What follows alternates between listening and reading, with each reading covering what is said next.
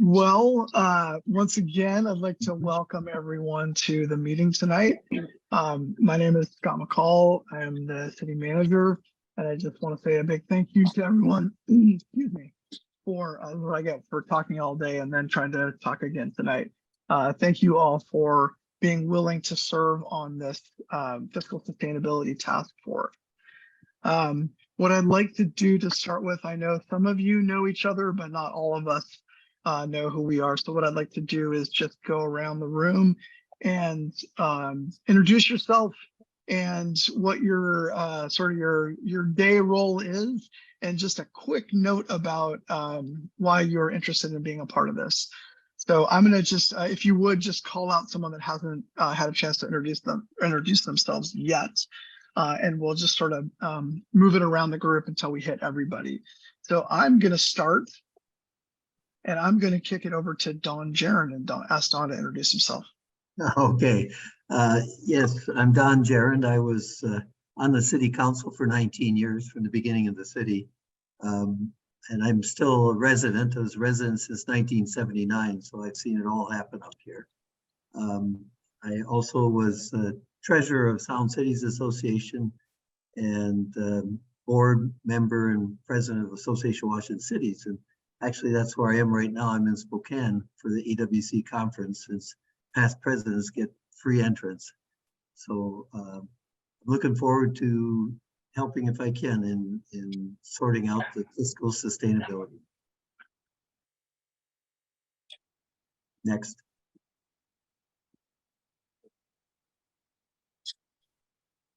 My name's Rich Ryan.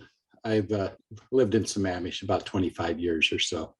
I guess I bought my house a little bit before the city became incorporated there, and I'm retired from Boeing there. So, well, I'll jump in. I'm Debbie Treen. I am currently the CFO for Cornish College of the Arts. Not yet retired, still working. And I've also been on the Bothell City Council and mayor of Bothell back in the 90s. So I have some municipal experience. My husband's on the council right now. And I joined this, been in Sammamish since 2010, and asked to be on this committee because I'm working on sustainability for Cornish and recovery from the pandemic. So I may as well continue that work for the city of Sammamish. I'm looking forward to our conversations.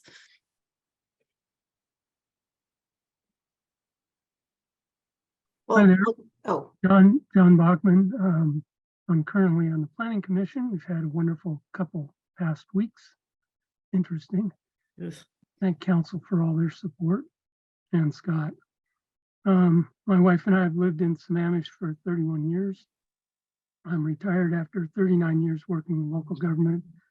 So I've got a lot of experience, significant amount of budget and key policy work for parks, planning, community development, and an interlocal agency.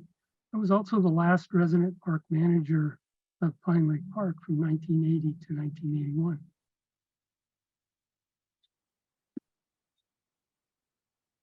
hi, I'll go next. I'm Julie Varnas. I'm currently on the Human Services Commission. My husband and I, we've lived in Sammamish since 1994, before it was a city. And my day job is I'm head of finance at a startup software company. So I come more from the for-profit side, but I know about fiscal sustainability and trying to get there. And so that's my interest. Is I'm really interested. We enjoy the city of Sammamish and want to help in the planning.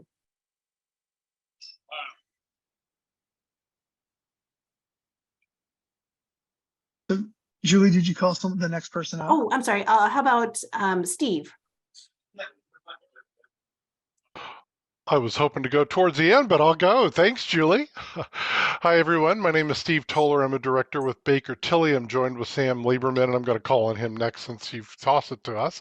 Have been working with the city of Sammamish for the last, year and a half or so, maybe 2 years, Scott and Aaron and Mike. My day job, of course, is working as with our consulting firm where we consult exclusively with local government throughout the United States. And both Sam and I have been helping cities up in your area, including Kenmore and Mercer Island and a few other cities, Yakima down in the southern part of the state. So primarily my background was in local government, working for 20 years as an assistant city manager, finance director, budget director type of guy. And in my past life, I actually worked for a CPA firm, of which Baker Tilly is one, but on the audit side. So I've been serving local governments for many, many years. So Sam, why don't you go next? Thanks, Steve. I'm Sam Lieberman, also with Baker Tilly. I'm a senior manager. I've been doing local government consulting work for a little over 13 years now, working closely with Steve, happily, the past number of years, working on a number of projects that he just mentioned. Similar to this one, I've been the project manager for this engagement, and am located in Cincinnati, Ohio, and I'm looking forward to coming out and meeting you all in person next month in the Pacific Northwest. With that, I am going to kick it to Larry. Well, thank you. Larry Crandall, live in Jacobs Creek since 2005. Have served on a couple with the planning and the Parks and Recs Commission in Sammamish, and I'm here because I'm interested in the future of Sammamish for all ages, and I'm not the youngest one on the screen. And I would take that over. Well, Michael, I think they haven't talked about you, so go ahead. Thank you, Larry. My name is Mike Sugg. I work in the city manager's office as a supervising management analyst. And I've worked for the city for coming up on about 9 years now. And this is a new project for me. So I'm very excited to get involved and see where the conversation takes us. I'm not sure who hasn't gone yet. Aaron, perhaps? I don't know if we're going to the other Michael. Oh, I'm sorry.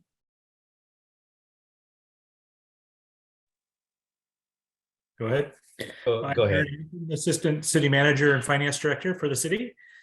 So very interested in this process and supporting the whole event plan from before all the way through. So this will be a fun time.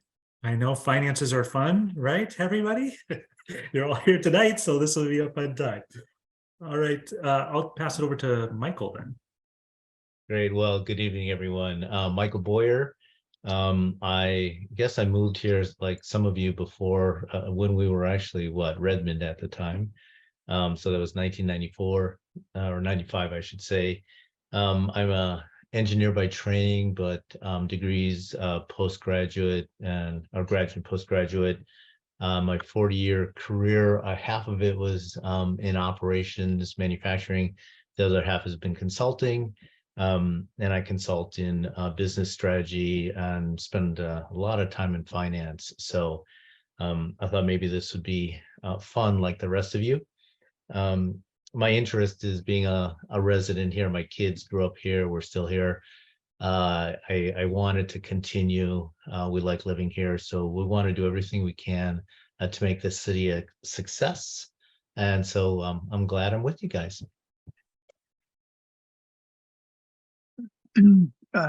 Yeah, who's left? Maybe Scott, you know who we didn't talk to. This is Owen Chang. I'll go next. I've been here as a resident since 1995, and my corporate background had been in finance as well as operations and marketing. And I thought that I didn't realize that you folks were having these types of issues. I've always enjoyed living here and thinking that this is one of the best cities to live in the country. So I wanted to do my best to help continue this reputation. So that's my reason to join this task force. Fantastic. And then at this point, I'll just say, just sort of raise your hand if you haven't. I know Rachel hasn't gone yet. Has anyone else not from the volunteer group not had a chance? I think, well, while Christine's coming back on and Nancy, I'll have Rachel go and then we will hit the other two folks. Hi, I'm Rachel Bianchi. I am actually the new deputy city manager, so very pleased to be here. I'm on day 3, so have a lot to learn as well. So, but I look forward to working with all of you, and thank you for your service on this important group. Where did you come from, Rachel? Tukwila? I did come from Tukwila, Dawn. You found me out. Yes, I was with Tukwila for 9 years before jumping over here. I'm very pleased to be here. Welcome, Nancy. We were just doing introductions about who we are and why did you choose to join us in this group, and kind of what's your raison d'etre for being here. So. Well, I find this just really fascinating. And been on the Parks Board for the last 7 years, chair for the last 2. Sammamish is a wonderful city to live in. I spent 15 years in the media as a journalist, working for the old Bellevue American, Journal American, and Time Life as a correspondent, and then joined my husband in the Watershed Company, environmental company, which we ran for 30 years before we retired 7 years ago. I was head of operations there, so finance, marketing, business development, small business, small family business, which we sold to our employees about 7 years ago. So anxious to participate. Thank you so much for letting me join you. Really appreciate it. So has everyone had a chance to go? I just want to make sure we're not missing anyone. Well, this is an impressive group. I want to thank you all so much for being willing to join us. I think as we kick it off, I just want to provide a little bit of context that I think Owen made the point he didn't know that we were having these issues. And I think this is in part one of the reasons why we wanted to get this group together, to really talk about where this is coming from, why it exists, to help set the stage for moving forward, about how do we manage to keep the city solvent as we move forward over the next, hopefully 10 years. And I think the goal out of this group is to come up with a final report and recommendation. Technically, it would be to me, but my approach and plan will be to have the group present to council at the end of this what your review and recommendation is. And I want to thank Steve and Sam for going along for the ride with us and really helping us through this. They've done the modeling work, and they're the kind of our experts to guide us down the path. And our hope is, Mike and Rachel and Aaron and I are here to support, but we really want to turn it over to Steve and Sam when we get there, to let them drive the train and have you all have this be interactive. So I would say all of you have at the bottom of your screen, there's a raise hand button. I think if there's something, when we get there, just please raise your hand in the middle of it and we will stop and take questions as we go. My hope is this is interactive as possible. We tried to do a couple of these online to make it as flexible as we can for everyone. I think we recognize that when we get down to looking at the actual meeting schedule, you'll see that meetings 3 and 4 really will work best in person. So thank you all for being willing to commit to those dates as well. So with that, any other questions before we get rolling here into the sort of the meat of the group? Fantastic. Christine, I don't know if you're able to hear us. I know you look like you've been having some issues getting back on the call. I wanted to, if you can hear us and you can turn your mic on, to have an opportunity to introduce yourself really quickly. And we lost her. I will do a quick introduction for Christine. I had the chance to meet her last night at the council meeting. Or wait, that was 2 nights ago. They're all blending together. Christine worked with a company called Innovation Realty Partners. They are the owners of STCA and the majority owners of the town center area.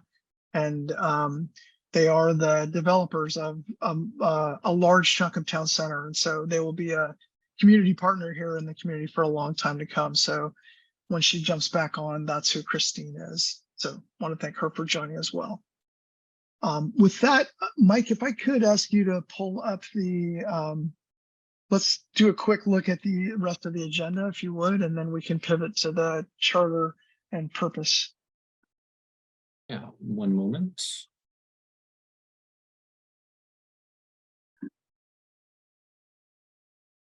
Scott, while he's doing that, will you be sharing contact information for everyone on the committee so we can reach out to each other outside of the meetings?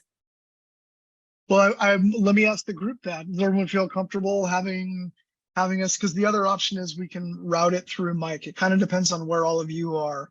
I don't necessarily want to share your contact information externally, because I think for this process, it makes more sense not to do that. But for internally, I think if everyone is okay with that, we're happy to share those out just within the group. Mhm. Is that okay with everyone? Yes. Okay, fantastic. So at the end of this meeting, I'll ask Mike to send out a contact list for everyone.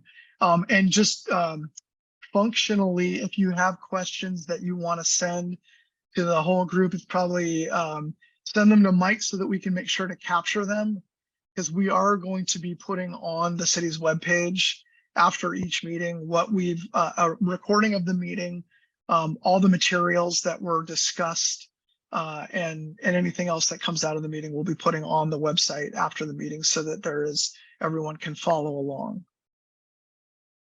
All right, so for tonight, we did welcome introductions. We're about to dive into the task force purpose and responsibilities, and then go into the project background.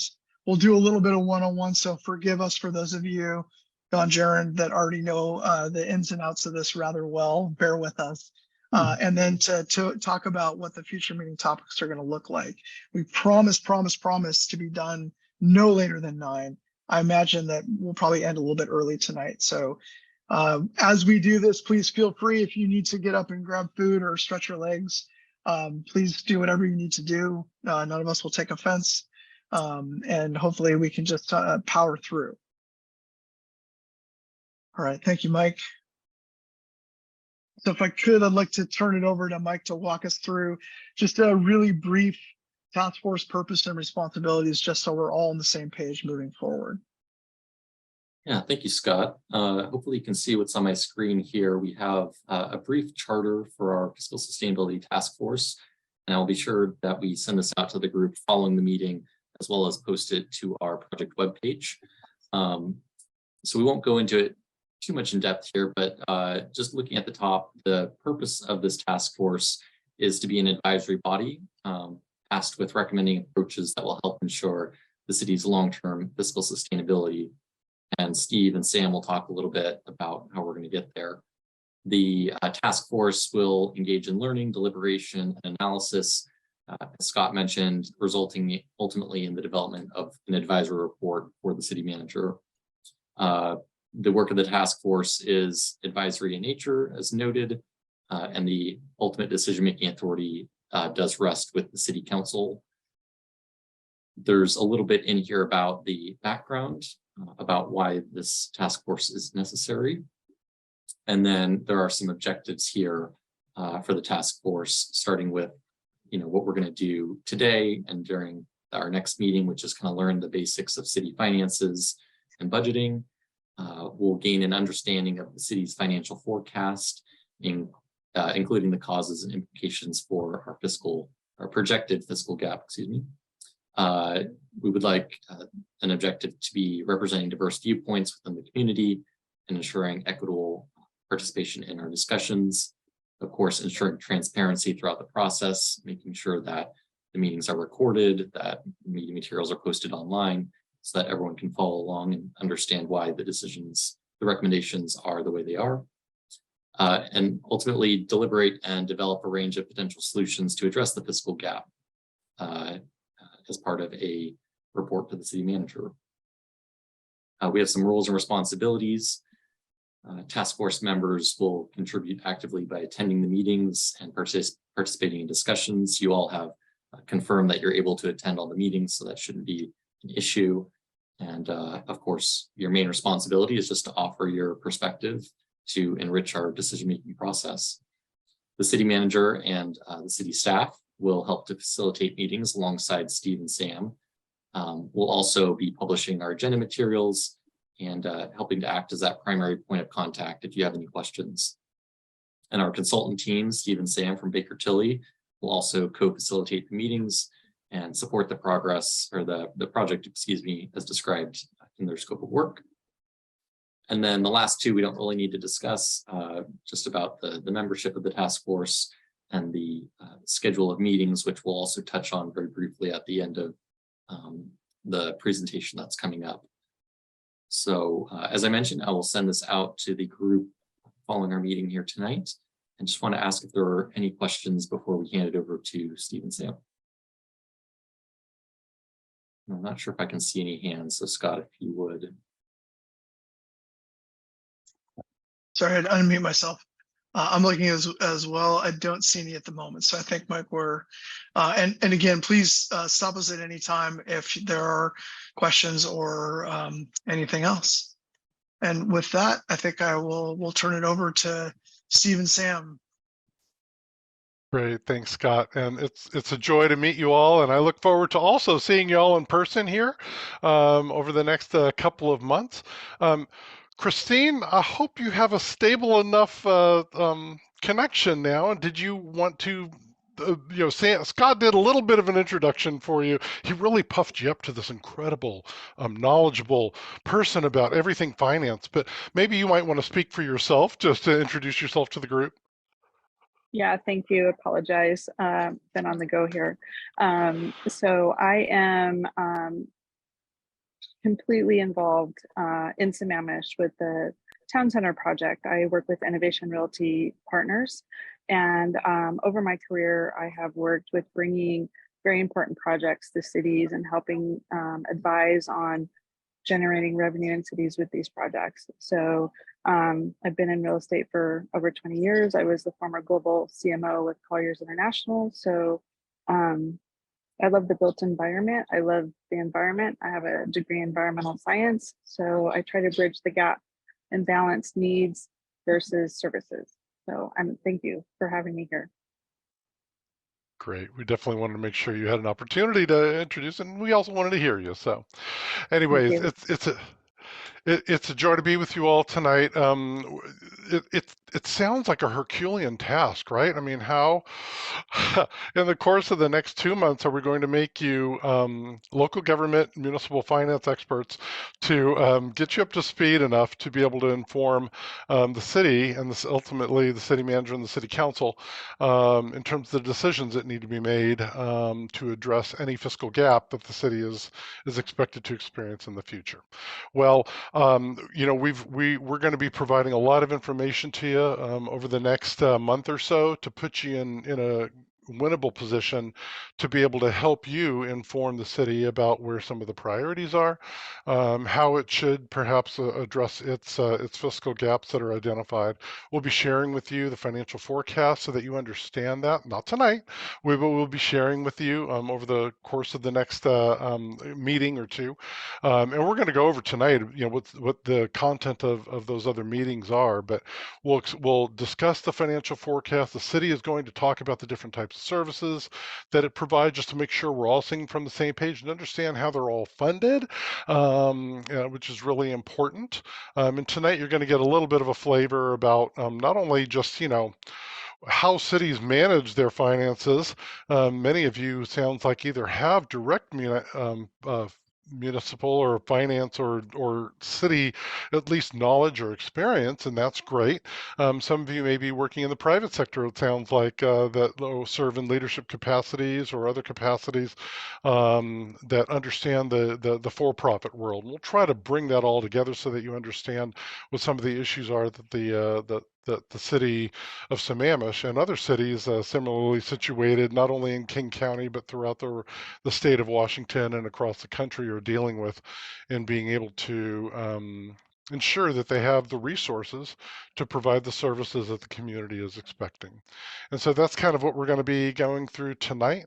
And as we start that, what I'm going to do is we've got a slide deck to help us really just kind of give you some visuals as we talk through and kind of bring you up to speed with the variety of different things. I'm assuming you all are seeing the slide deck. Is that correct?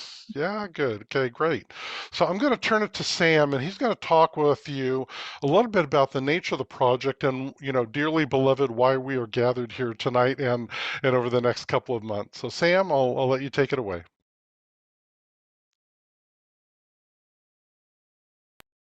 Thank you, Steve. Yeah, and you've heard it a little bit tonight from Scott and a little bit from Steve. Our Baker Tilly was engaged as a part of this process to really perform two objectives. The first of which was to review and provide a long-range forecast model for the city.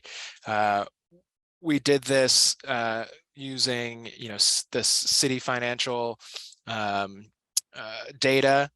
We developed assumptions, for revenues and expenditures. How quickly do we expect certain revenues in the city to grow or not? How much do we expect particular expenditures to grow or not? Building in potential recession impacts. We did this in June of 2022 and developed that long-range forecast. And that long-range forecast shows that, frankly, the city has a structural budget deficit that will grow to about 10 million per year by 2032. And Scott said it, and it was in the charter that Mike went over. Why is there such an annual deficit? Well, revenues aren't growing as quickly as expenditures. The city's largest revenue source, its property taxes, can be increased at 1% a year without voter approval. Other revenue sources are growing between 2 and 4% per year, but expenditures are increasing by 2 to 6% per year. And so you can already see if your revenues are growing slower than your expenditures, you're going to start spending more than you're bringing in. And the forecast doesn't take into account the city's capital needs that are either unfunded or underfunded.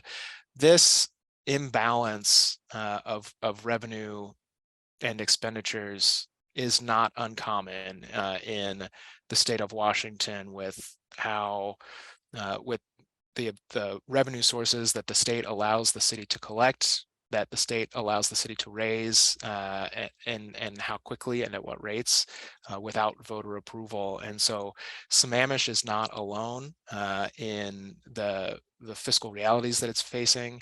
And as Steve mentioned, we have worked with a number of other cities already to do similar projects such as this in the state of Washington. So the first part of this project was to, where are we? Let's build a fiscal model using the city's data, find out where we are, and if there is a gap, and there is, and it grows to 10 million per year by 2032. So then what's next? Well, what's next is, let's figure out how to fix it, right? Let's develop a fiscal sustainability plan. So that's what you all are here to help with. Baker Tilly and Steve and I and our team have done some preliminary work to identify a number of budget strategies that could help solve the fiscal gap. And we did this through conversations with city staff, through our expert knowledge of potential solutions. And we analyzed those budget strategies at a high level to put a dollar amount to them. And what we'll work with you all on is really refining those strategies that have been identified, and thinking through a series of budget strategies that can be packaged and recommended to the council and to Scott and to the council for the city to pursue, that would bring the city's finances into into solvency and eliminate the structural deficit. And so our work with you all over the next couple of months will be to, once we orient you through these first two meetings, is really to roll up our sleeves and to start talking about the identified strategies and for you all to make a recommendation to Scott. We'll help develop a memorandum for this group for you all to report to council. And then once council makes its final decision on what strategies to pursue, we will develop an action plan for those strategies. So, all right, now you know what you're going to do. We'll help you get started on how to execute on those strategies. I want to pause for a moment. I know, Don, you had your digital hand up. Do you want to chime in? Yes, I was just testing. No, I'm kidding. You mentioned 1% limit on taxes. What transpired in the state legislative session regarding the 1%? There were efforts to increase that. Yes, and so this I will acknowledge a limited knowledge of state government in Washington. The 1% cap is on property taxes in particular, and that is what council can do alone as a cap of a 1% increase on property taxes. Of course, they could ask the voters to increase beyond 1%, and that's called a levy lid. I think Steve probably has some. Well, I know there's been flavor. there's been some legislative initiatives, I know. And Scott, I think you have some information you may want to share on that. Go ahead. Yeah, I was just gonna, it came up, Dawn, but it still has not enough traction to actually be changed. I know there's still an ongoing conversation, but this year was tied up in housing and the Blake decision. And the property tax cap did not garner enough oomph to get it move forward. Yeah, I just thought that in future projections, you might use that as one of the alternatives that possible. That it might get changed. That's a future I would love to see, Dawn, but I think realistically, I think we have to, in terms of planning purposes, and maybe that's one we could look at, but I think if we're counting on a legislative change, I think that's a tough sled. Right. Yeah, and we're going to go into, for everybody else, we're going to go into a lot more detail about, some of these different types of revenue sources over the next two meetings so that you understand a little bit more what some of the limitations are in some of these areas. And we'll touch on briefly on some of them tonight. I know that Aaron and I were talking about, that the discussion about property taxes could fill at least two meetings or more. So anyways, we'll get into some of those details. Any questions before we move on to just what is this fiscal sustainability planning thing about, and how does that work? Any other questions about what we've already discussed? Great. Well, let me oh yeah, Nancy, please. Are you going to cover anything about how we got here? We will. Indeed, yes, we will. That's part of the whole discussion, the storytelling. Tonight, we're going to be trying to keep it big picture, orient you towards what it municipal finance, if you will, and a little touch on perhaps how we got there. But we want to make sure that you understand, to have a baseline understanding about what some of the issues are that cities like Sammamish throughout the state of Washington are dealing with. We're going to be delving into the financial forecast at our next meeting, and so we will definitely be going through that and helping out with the storytelling about how we got here and what the projections are, what are the assumptions upon which they are based. All of these are really critical to understanding that. And that's really, I think, part of what you're seeing on this screen here, which is that, to go forward with a fiscal sustainability plan, you really need to have an understanding of, well, what situation are we in? And it needs to be based on a realistic assumption and assumptions about where the city currently is and where it's going in the future. And I think that when all of us understand what the assumptions are behind that, what are the different revenue sources, how are we spending money, and what are we projecting to spend them on in the future, it'll help us with that understanding, so that it'll make you more informed about that. Okay, we have a gap, we have an issue. What are the strategies by which we can deal with that? And so we'll be unpacking that as we go. So Great question, Nancy. Let's talk about this concept of fiscal sustainability planning and really what is it about? And it's really trying to develop action steps, policies even in some cases, that will ensure that an agency like the city of Sammamish can provide the services that it needs to without the threat of insolvency in the worst case scenario, or to compromise its ability to be able to deliver on the services that it has committed to providing to the community. And every fiscal sustainability plan, it's not a cookie cutter approach. It can't be, because every agency is unique, every municipality is unique, and so it's got to be really understood with respect to, what are the services that are being provided? How are they being provided? What are the revenues upon which you are reliant to provide those services?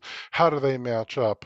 And understanding then what are some of the ways to be able to address that, not only in terms of fiscal impact, but also feasibility within the community. And we typically like to think about different strategies in kind of 4 areas or 4 buckets, if you will, and they're shown here on this graphic that we have on the bottom right.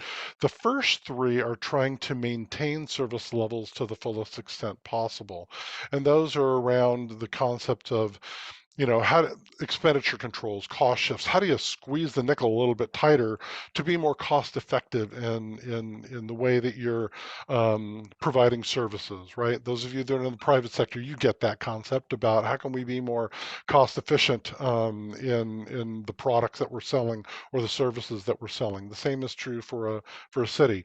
You also look at different ways to be able to provide those services, and that's what service delivery alternatives is all about. Are there ways to be able to share services or to contract in or contract out services with either other agencies or even with the private sector? And so those are all different concepts to, again, try to maintain service levels to the full extent possible, but to provide them in a different way that makes it more cost effective to do so. The other area that would maintain service levels is the concept of growing the pie, providing greater resources. On the private sector, you look at increasing your sales, right? Increasing prices or whatnot, or expanding your service delivery to expand it to new markets. Cities look at the same types of concepts as well, in terms of increasing that pie to enhance the resources that are available to provide services. And to the extent that the combination of those 3 typically will or could or may not be able to address the gap in a timely basis, then an agency might need to look at service level reductions where either services are cut or services are completely eliminated or just reduced in one way, shape, or form. And we'll talk and compare some different examples about that. But it really is those 2 steps, and I kind of touched on this a little bit earlier, is that it has to be based upon a realistic financial forecast that's based on the latest set of data, that's got factual information behind it. Crystal ball gazing is always, an art and not a science, and understanding what the future might hold. What do we think that, the development's going to be going on? And do we think that there's new sales tax revenues that might be coming in? What's happening with inflation? What's happening with the cost of providing services? All of those types of factors need to be built into some realistic assumptions on a go-forward basis. Can we rely on the state legislature to approve an increase in property taxes greater than 1%? It's those types of things and questions that are going to have to be answered and addressed in a financial forecast so that you have a realistic picture of what the future might look like.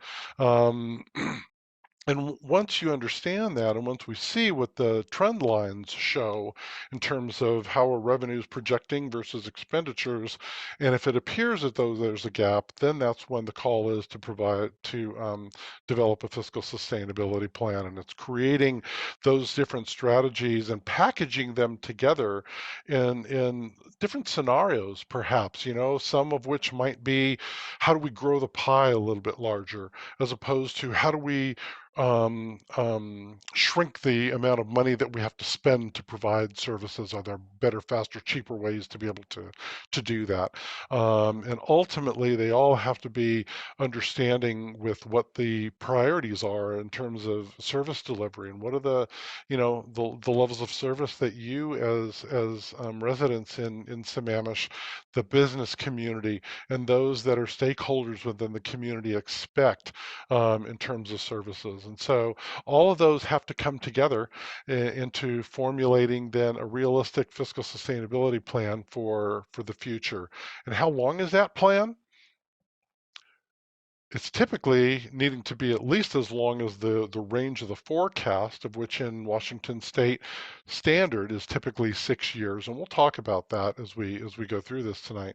But also, it's looking long term of what is it that we need to do to be able to match the level of services that we're providing based on the assumptions and the policies and the priorities today, and how are we going to match that for the future. That's ultimately what the fiscal sustainability plan is really about. So I'm going to move on now to doing our little class on Municipal Finance 101, and I promise this will be a really quick discussion here, but I do want to make it interactive. If you have any questions as we go through, let's do that. But I think what's important is that, most of us understand, home budgets. Some of us work in the private sector, and we understand this concept about, the things that we do in the for-profit world. And all these terms that you're seeing on the screen here really come from that space: profit and loss, income statements. What is the shareholders' equity that we're providing? What is our return on investment? Our earnings before income taxes? What's our gross profit margin? What's our dividends that we're providing to those that own stock in our company, right? These are all focused on the concept of profitability in the private sector. I know that some of you work in the nonprofit sector, I think I heard, and it almost kind of then transitions into what we talk about in the government sector, which are what are our revenues? Taxes in this case are tax revenues, right? What are our expenditures? In government, we call them expenditures as opposed to expenses. It's just a term of art. It means the same thing. But what are we not only spending operating, but also capital investment? Because the capital infrastructure that a government agency invests in is supposed to last for 30, 50, maybe more years than that. And so you have to look at those as really large concepts there. Appropriations is the concept of the governing board, the board of directors, in this case the city council, appropriating and saying you can spend this amount of money. All of these concepts, reserves, fund balance, the cost per community member served as opposed to cost of goods sold, all of these different terms in government finance really deal with this concept of accountability. And that need to be accountable to the community whose funds that we have been given, we as government folks, have been given to watch over and to be good stewards of, lead to that concept of accountability. And that changes the way that a government agency, and for those of you that were in the nonprofit world, nonprofit organizations handle their finances, handle their accounting. And it's handled through something that's called fund accounting. And basically what this concept is that it focuses on accountability of a self-balancing set of accounts that really helps describe what are the uses of those funds, what are they eligible to be used for. Let's face it, those of us that go to the gas pump, of which I've just seen that, gosh, Washington State is now more expensive for gas in California. Are you kidding me? Oh my gosh.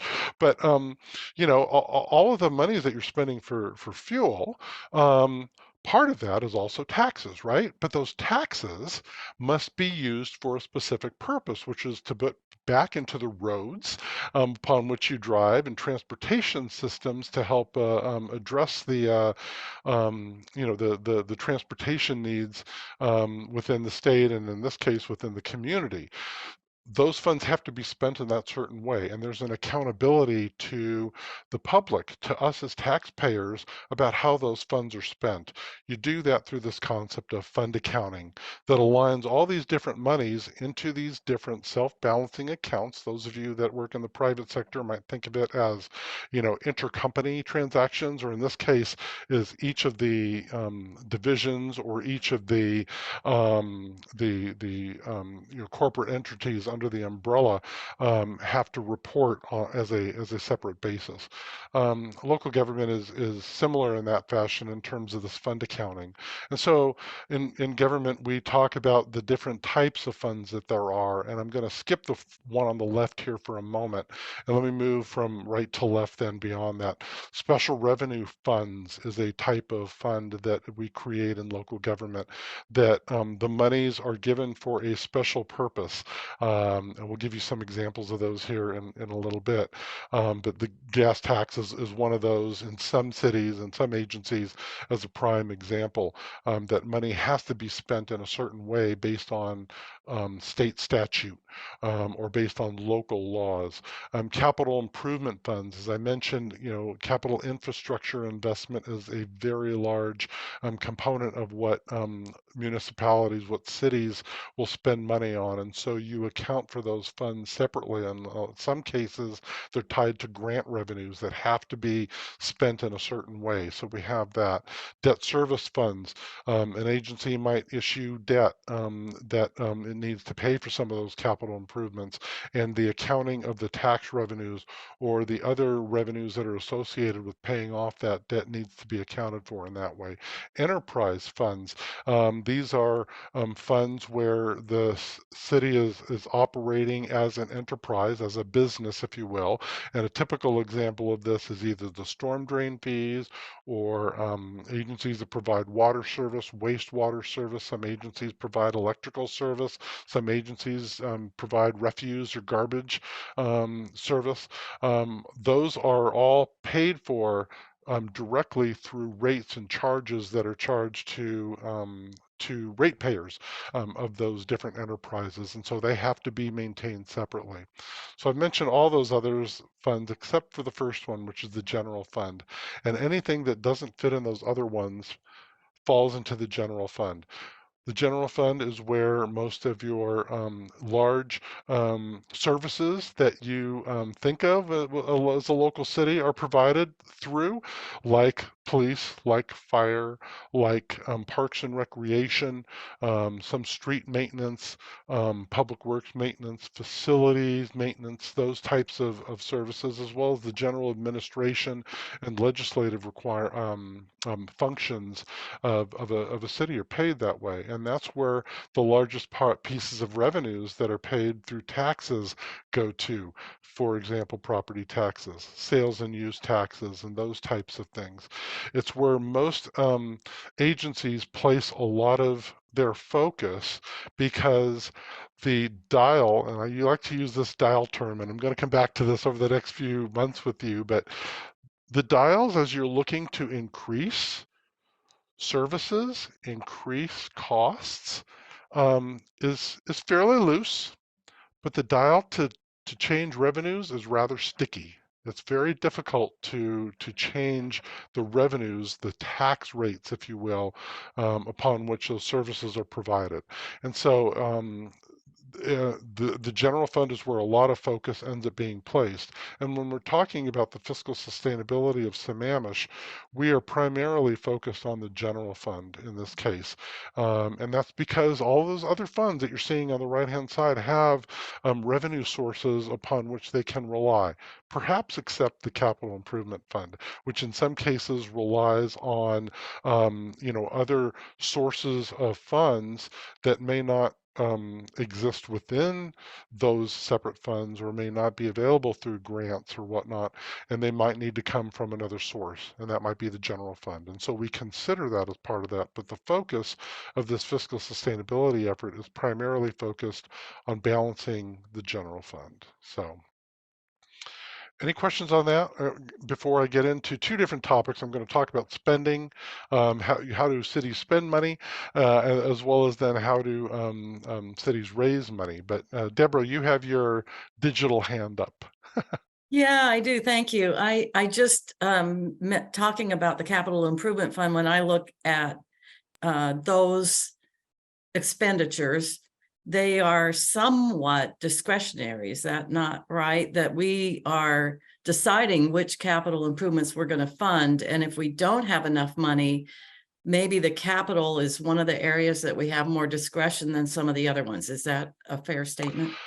It's an interesting way to place that. I know, Scott, you might have some thoughts about that, but in my experience, it's discretionary only to the extent that you don't have infrastructure that's decaying and dilapidating, right? And in some cases, then you're going to have to spend money to address those issues. And there's another piece of that, as you're mentioning, Deborah. Is it Deborah or Debbie? Do you go by? I'm happy to be called Debbie. That's fine. Okay, good. So, Debbie, there are certain situations where you have, capital infrastructure that you want to invest in that might be able to springboard into perhaps providing for a greater economic development activity or other things like that.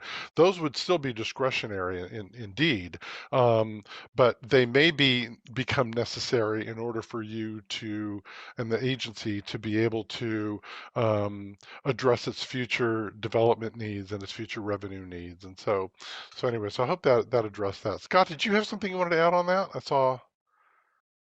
Sure, Steve, thanks. I think the other piece is once you invest initially in something, then you have an obligation to maintain that asset.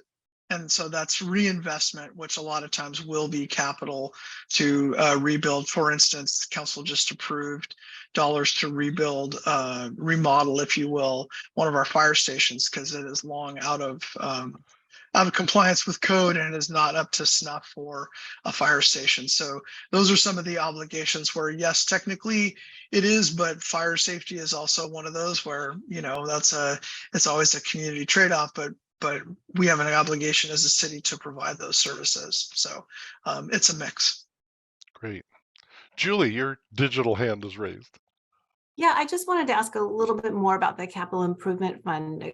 So just a couple things. So does capital improvement fund, is that big projects like buildings and large projects like that? Or does it include like capital equipment and things like that?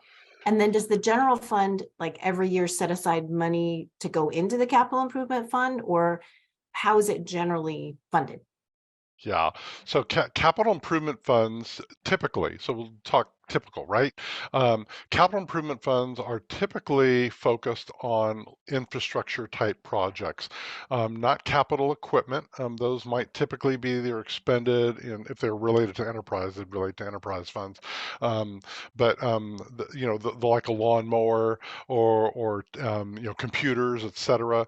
Those are typically borne in by the fund, the operating fund by which they are funded, whether that be in the general fund. In some cases, some cities will set up what's called an internal service fund that kind of acts like kind of a rental car agency, if you will, or technology solution provider to account for that. But capital improvement funds are pretty much focused on that. Oh my gosh, there was a second portion to your question. I'm sorry. It was, does the general fund like every year, or is it setting money into the capital improvement fund, or how does it get funded? Yeah, based on the nature of the funding source, it can depend. For example, there's something called a real estate excise tax in the state of Washington, which I'm going to talk about in an upcoming slide here. But those REIT funds, as they're known, REET, REIT, right, must be used for certain things. For example, parks. They might, portion of them need to be used for parks. So your park investment Your park infrastructure, which is large, right, is funded by those funds. And so those might be a directed, source of revenues to be able to address those. There are grant, opportunities, federal, state, and regional level that might be affording that. But to the extent that they're not otherwise founded by other sources, they're going to have to come from somewhere if it's a needed project, right, Debbie? In terms of it's non-discretionary, we got to do it, and those might need to come from the general fund. We'll talk about that in more detail at the next meeting, where we talk about, what is the general fund supporting in Sammamish in terms of that infrastructure. In some cases, what cities will do is they'll do an ongoing transfer just to be able to set money aside. In other cases, it'll be project specific and based on whether there is sufficient funding to be able to address that might need to come from that source. Does that help? Great. Okay, good. So that concept about spending money, what are local governments spending on? And I'm glad that we've spent this time talking about capital expenditures, because, it is a large portion. So I won't beat this over the head more than we've already said, but it's the large things. It's, streets and bridges, and it's water systems, and it's parks and buildings. Those come with a lot of zeros behind that first digit in order to spend money on them. And so cities will spend a significant amount of time in addressing that. And in fact, even the state statutes talk about what some of the responsibilities are in terms of budgeting and planning for those types of things. And that concept of capital investment planning that you're seeing here on the left-hand side talks about a 20-year comprehensive plan that needs to be developed for various systems, like a parks master plan or transportation system master plan, if you will. They ultimately then get funneled down into, okay, we've got this big picture about the next 20 years, because remember, this infrastructure in some cases is going to last 30 to 50 years, right? So what is the long range expectations in terms of our master plan for these different systems? What are we going to focus on in the next, what do we need to focus on the next 6 years? And then ultimately that gets handled through the biennial, in Sammamish's case, every 2 year, a budget that lasts for 2 years, budget process where the money is actually appropriated to be expended. These infrastructure needs, because they're long-term assets, need to take a long-term view. And you have to address not only, things like the serviceability and design standards that you're going to be using, but also, all of the economic and social and environmental trends that we've, a couple of you, I know we're mentioning were really important. And what are your ongoing operating and maintenance costs? They have to take those into consideration. Once the estimated costs are developed, then you're looking at what the available resources are to understand where the gap is going to come from. Is it funded through transfers from the general fund or other places to be able to fund those types of projects? Or ultimately, are we going to have to borrow money to do that? What is the source of the borrowing? Is it just a lease if it's a facility and you're going to do a lease of some sort?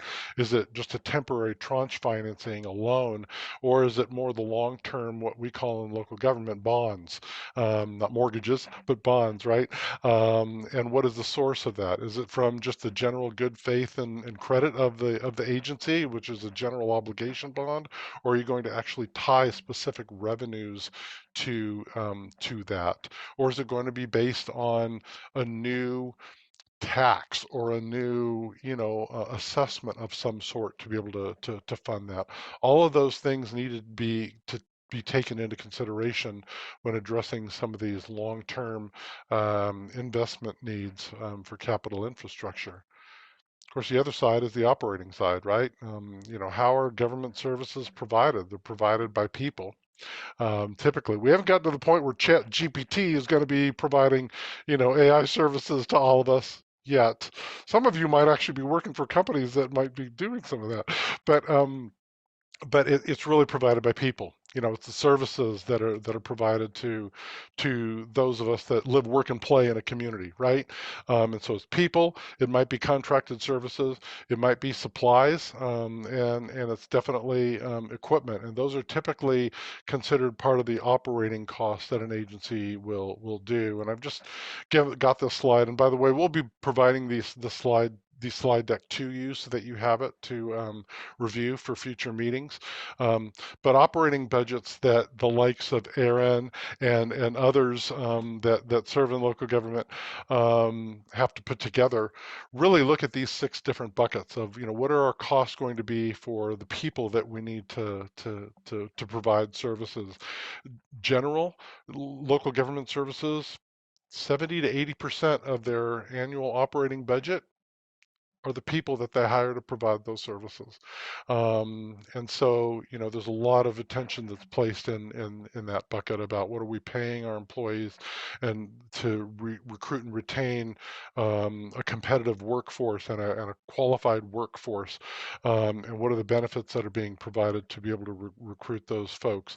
Then also looking at services and supplies and contracted services. In Sammamish's case, as you all know, your police services are provided by King County Sheriff's Office through a contract, and you also have fire services that are provided by Eastside Fire through a contract. And so some agencies do that with people. That's in the people bucket, the personnel cost bucket. Other agencies do it through contracted services.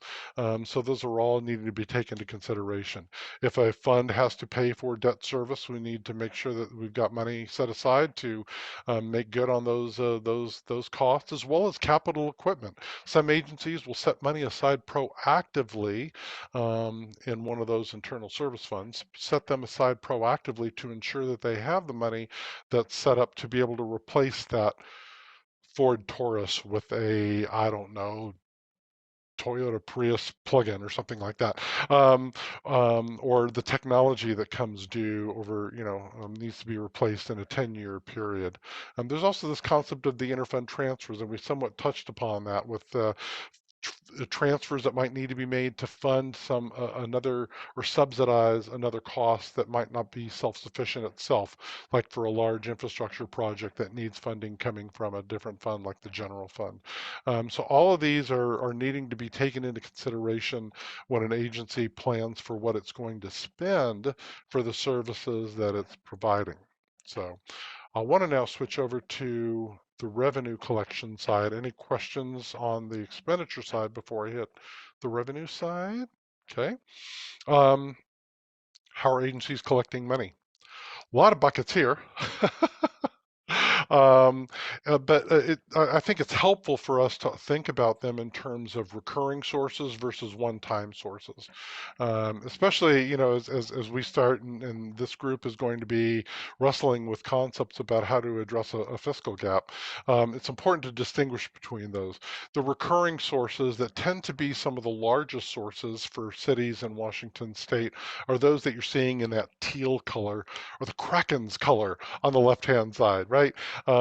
Property taxes tends to be the largest revenue source typically for cities, and we've already talked about the fact that there's this 1% increase issue that we're talking about here. Washington State, you need to understand, is unique in the United States, in that you are what is called a levy property tax state, by which, and what that means is that the agency establishes under state laws and state rules, which is, Aaron and I said, could be an 8-hour class, what the total amount is of revenue that the city needs to collect from all of its property owners.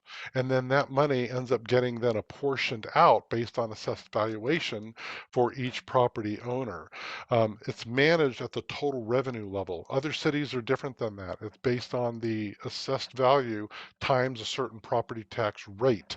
And if that assessed value increases, like it does here in Oregon, where I happen to live, by 3 or 4 or 5%, my taxes will go up by 3 or 4 or 5%. But in Washington State, it's managed at the total revenue level that the city needs, and that is capped at a 1% growth per year. There's some other caveats with that. We'll get into some of those details as we move forward, but by and large, that's what that is. Sales tax. You have sales tax, of course, in Washington State, right? I mean, the state collects what 6.5%, but then there's all these other add-on taxes that come at the county level and the city level as well. Cities will collect a certain portion of sales and use tax there, and so that tends to be a large revenue source. Cities like Redmond, I'm thinking about, that have a large, significant retail space, get a larger portion of their revenues from sales taxes than a smaller agency like Newcastle, which has a very small retail base within its community. And so, different agencies have different, tax revenues that they're able to bring in, and sales tax is another one of those. There's business and utility taxes and fees, which are levied on businesses for the ability to provide, services within the community. B&O tax, which might come up in some discussions. Business and occupations tax is one of those pieces.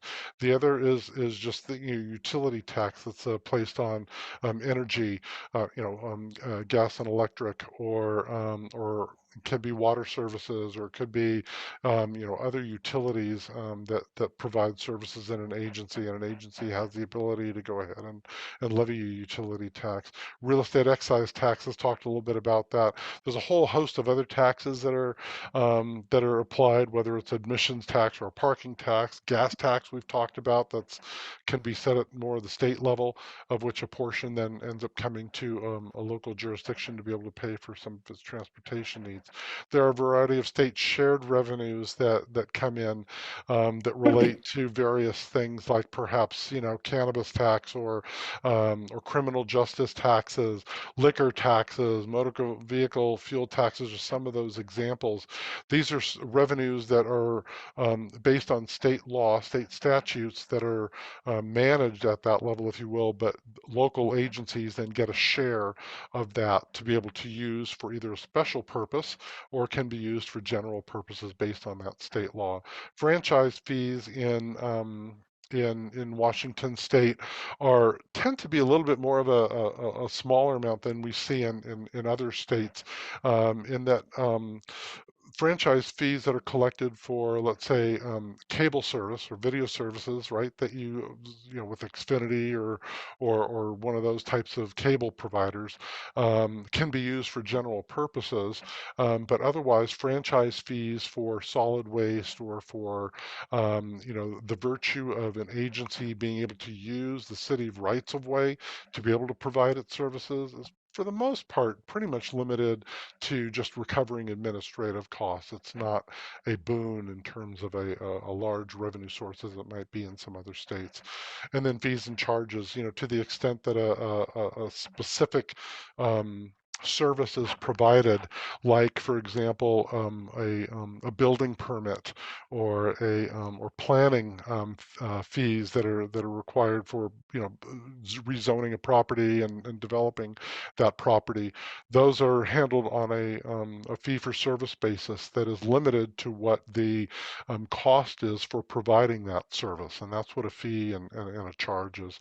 And there's a whole host of other assessments that might be levied by an agency, as I mentioned before, that you might need to issue debt to be able to pay for a large lighting and landscaping area, and so you might create a lighting and landscaping district, if you will, or to be able to assess that type of revenue. So those are ongoing, recurring sources of revenue upon which cities rely.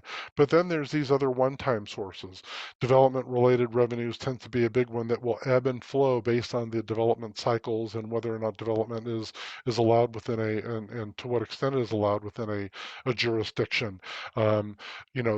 There's some ongoing development-related, building permits and some of those types of things, but some of the large ones, like impact fees that might be charged to a developer for the impacts that they place on roadways or park systems, et cetera, are continued or are considered more one-time sources. There's grant funds. There's a sale of city property, whether that is real property in the form of a surplus land, or whether it's assets that are being sold by which the city does not need anymore. Settlements and judgments, bonds and borrowing. These are all one-time sources, and I think that it's important for us as we think about these in the future to distinguish in our minds what are those that are recurring versus those that are one-time, as we look at different strategies to address a gap. I also want to share briefly that some of these are within a city's control to be able to turn that dial. Remember the dial? In other cases, it might be extremely sticky.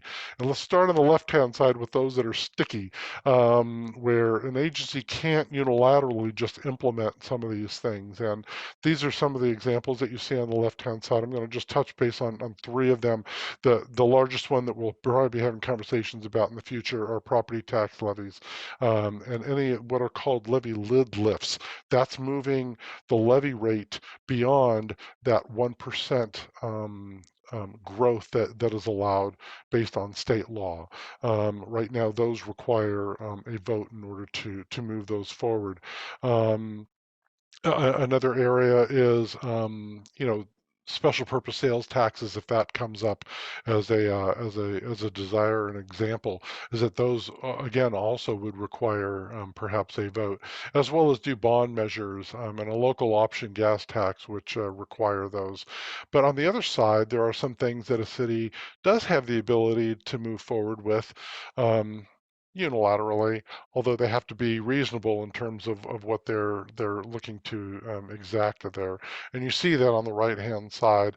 Utility taxes is an example, and there are asterisks by the B&O tax and the utility tax. And the reason I put those asterisks there is I wanted to remind myself, but also to call out that there are some cases where an agency in Washington state is allowed to implement a new revenue source like a utility tax or a B&O tax, but it's subject to referendum based on either state law or based on case law.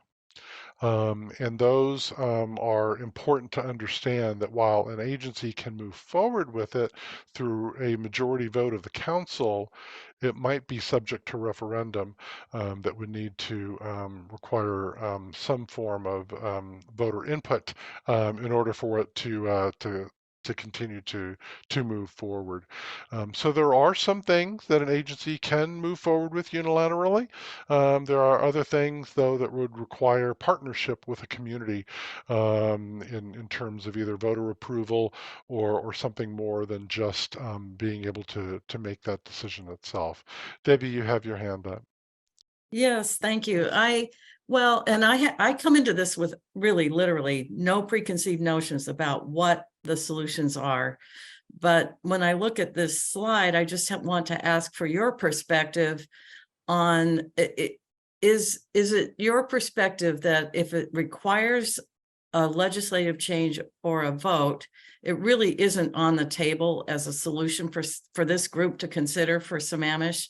Then, for example, in Bothell, we had a specific bond that was raised to match park money that was available from King Conservation's district, as I recall. And that was a great way for us to finally acquire some parkland. So I'm just wondering, what's your perspective in terms of these items that might require vote or community support? In the work that we did, and in the work that I would think that it would be important for the task force to think about, is that nothing is off the table. I think that it needs to be thought about in terms of evaluating different strategies. Now, ultimately, in your course of evaluation, you may say, this is going to have such a difficult term in terms of feasibility of getting the partnership with the community, or in order for it to be done in a timely basis. And if that's the case, then perhaps that is weighed into the assessment of whether to move forward with that. But I think that the way that we've come in with this is that everything is on the table. There might be some things that might not generate enough revenue. It's like, okay, why are we even dealing with that, right? But but we have not. In the course of our work, and then in the course of your work, we would encourage you to not filter it out yet. There's going to be a point where you're going to filter it out because Scott is going to be looking for your recommendation in terms of what to move forward with. That's the right time to start that filtering. But for right now, just keep an open mind about what are some different options to be able to address the gap. Does that make sense? Yeah, great, thanks. Yeah, and please don't hear this as saying that we think that you've got to raise revenue.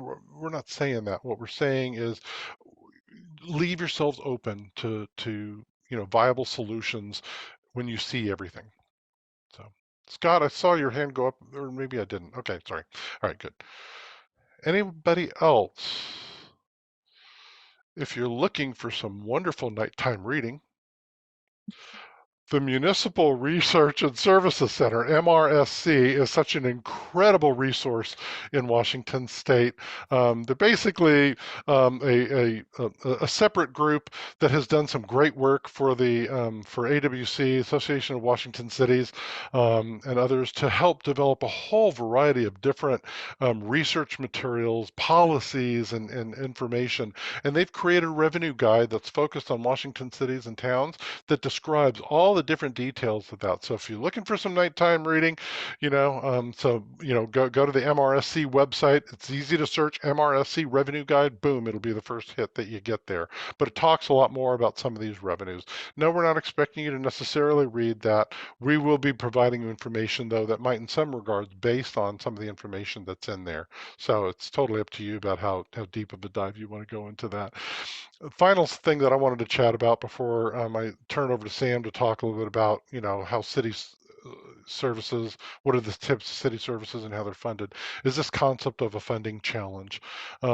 Is that ultimately an agency needs to balance the services that it wants to provide and the cost for providing those services, including the capital, right, with the resources for which it has been given, the revenues that it has.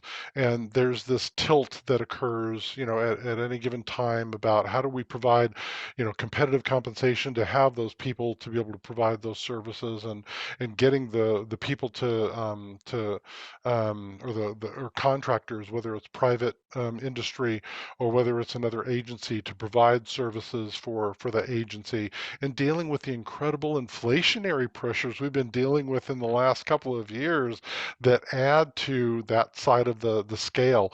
And then how do you match that then with the ability to look at the revenues that you have and grow them in a good way, as well as then making what we call the price of government affordable. And that is an interesting concept that David Osborne and Peter Hutchinson wrote about. 2004 or so, they authored this book called The Price of Government. David Osborne had partnered with a gentleman named Ted Gabler about 10 years earlier with a book that was called Reinventing Government, which maybe some of you heard of. It was during the Clinton administration that book came out, and Al Gore was one of the ones that actually jumped on it, said, yeah, we need to think about this.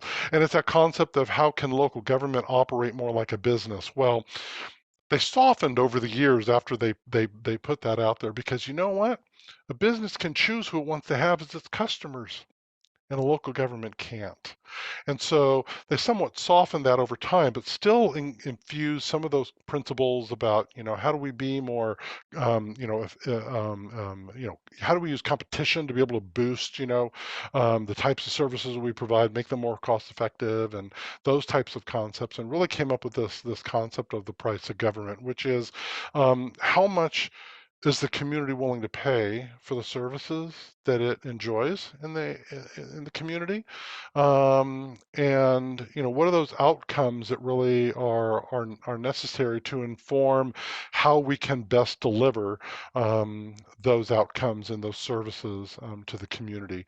And it's a challenge that every municipal leader faces every time that they're putting together a budget, is how do we match up what are the revenues, or I'm sorry, what are the costs of providing services, and what are we trying to deliver in terms of services to a community with the revenues that are available, and how do we make it so that it's affordable for everybody and that it's a service that they enjoy. And so that whole concept of price of government is something that I think influences this, and will probably be a good point for us to think about in terms of influencing our future discussions about what are the strategies to be able to address the fiscal gap that might exist.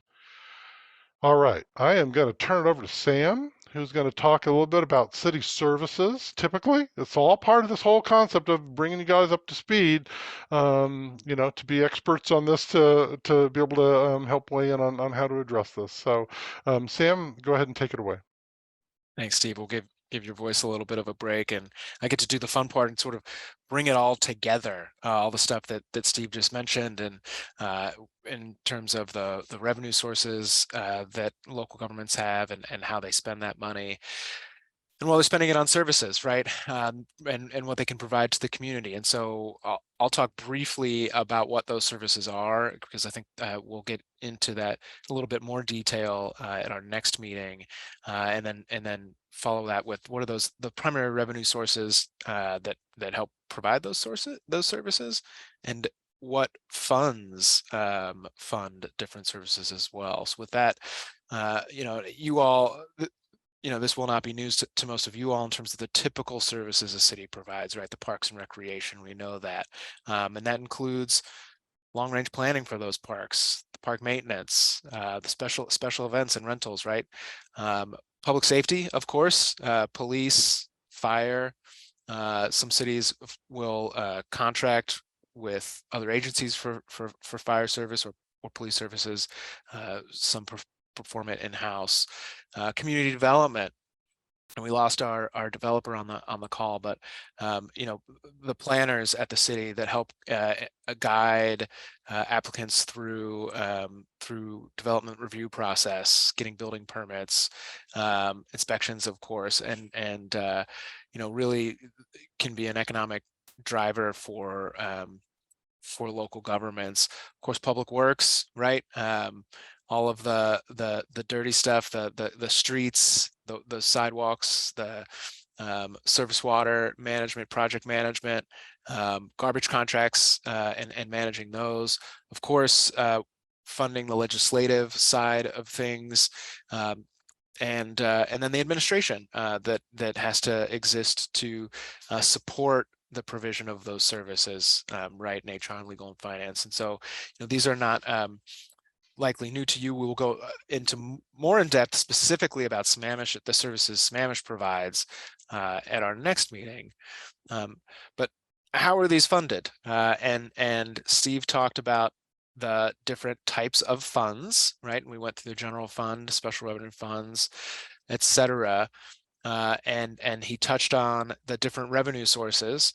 And so here is where those revenue sources go and into which funds. And I think, like Steve, I'm going to hold off on the general fund, and special revenue funds. Steve mentioned they're set up to execute on a certain thing. So maybe it's a gas tax to help with street repairs, right? Maybe you're getting grants for specific projects from federal government or the state, or shared revenues from the state that need to be spent in a specific way. Capital improvement funds, generally through REIT, impact fees, of course, and grants. But as we talked about earlier, and Debbie noted, also operating transfers from the general fund or other funds.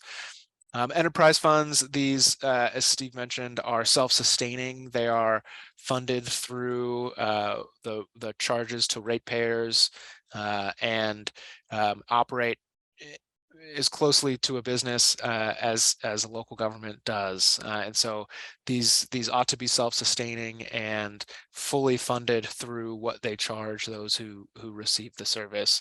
And Steve touched on internal service funds, and these are charges that this fund will, fees that this fund will charge to their internal government peers. And so the Parks Department is paying a yearly fee to ensure that they're able to upgrade their fleet on a regular basis, and that those funds are available, right?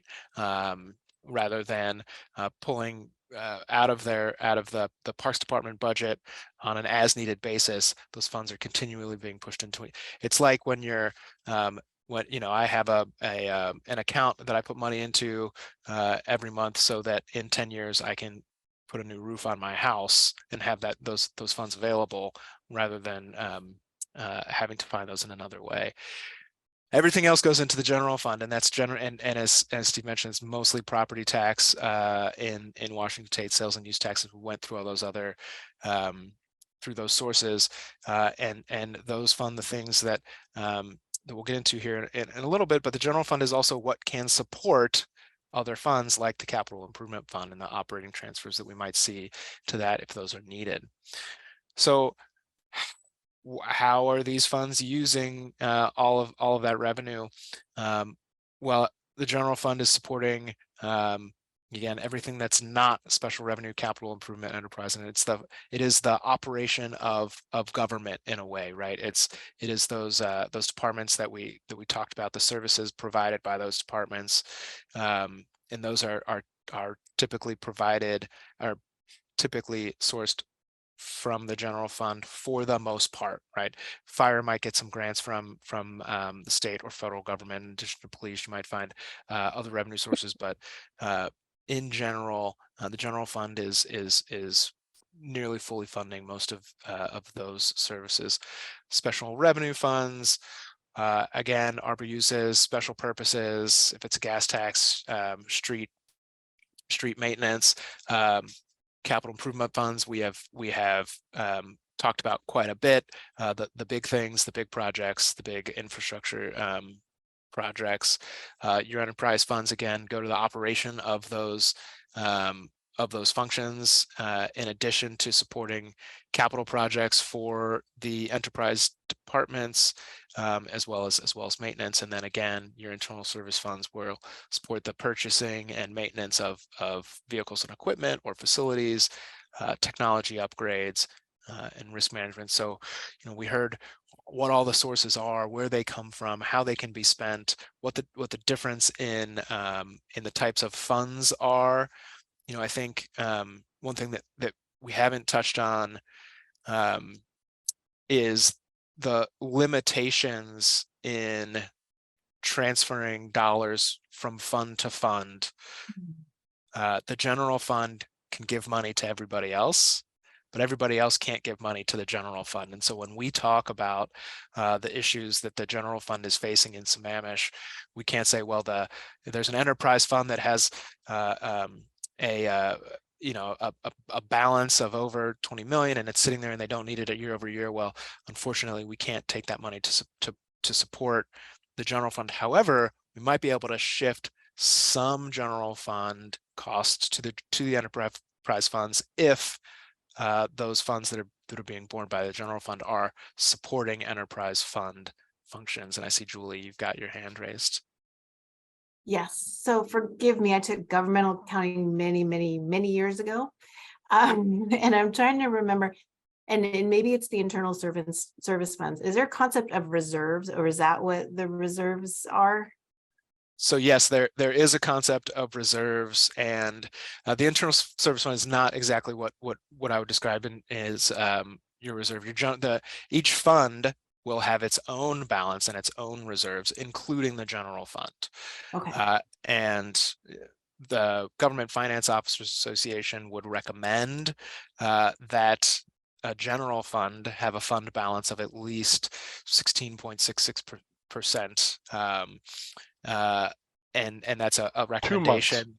2 months. Thank you, Steve. That's a recommendation, but it really depends on the volatility of revenue sources within a particular government. And for some, that 2 months might not be enough, and it might be it might make more sense to have 3 months worth of revenues in reserve in the general fund. And we will next week when we talk about next meeting when we talk about Sammamish's position and the fiscal model. The fiscal model has a heavy emphasis on where the general fund reserves are and when and if those reserves might get drawn down to support the imbalance in revenues and expenditures that it's currently experiencing.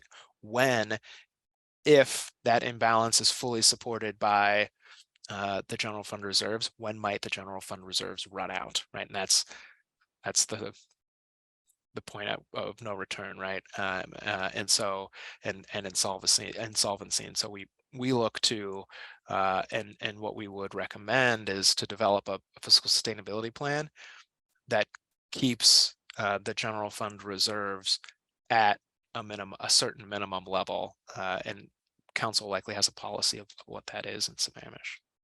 Okay, thank you. For those of you that work in the nonprofit sector, I'm going to stop share for a minute here because I just wanted to focus us on our conversation. For those of you that work in the nonprofit world, you probably heard and know about unrestricted versus restricted funds, and then there's endowment funds and all those other things, right?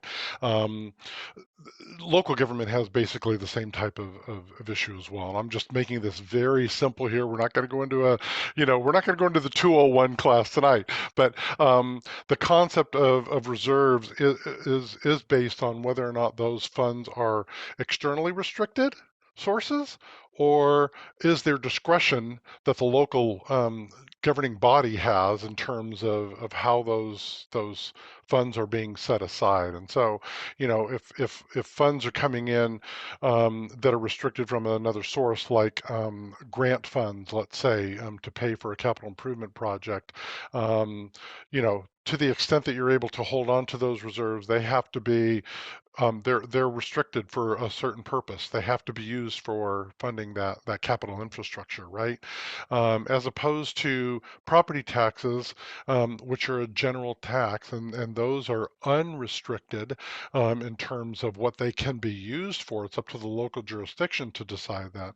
But then the local jurisdiction can make a decision of saying, we want to set some money aside for economic uncertainties, or we want to set aside money to eventually rebuild City Hall, or we want to set money aside for whatever. And that's where they're taking unrestricted dollars and putting some designation. That's what we called it in nonprofit sector, right?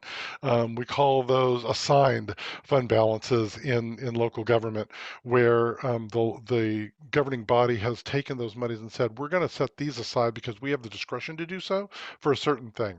And whether that's an internal service fund, that we're setting money aside to be able to buy, a replacement vehicle for parks. I mean, that's something that the local agency can make a decision on. And what the focus is going to be in the general fund is to what extent has sufficient funds been set aside to ensure of dealing with economic volatility that might occur in the future years. That's the concept of that reserve. Just like you have in your home finances, is that you want to make sure you have enough money for the rainy day, right? That's what a local government's going to do. And that's what their reserve policy is, to ensure that they have those funds set aside so that they can weather the storm when that rainy day hits. So that's that. So that somewhat wraps up our Municipal Finance 101. The next thing we're going to be talking about is next steps. But I think before we go on to that, I just wanted to take a pause here for a minute and see, are there any questions? Was there any aha moment that you had? Anything you want to experience or share in terms of the discussion that we've been having tonight?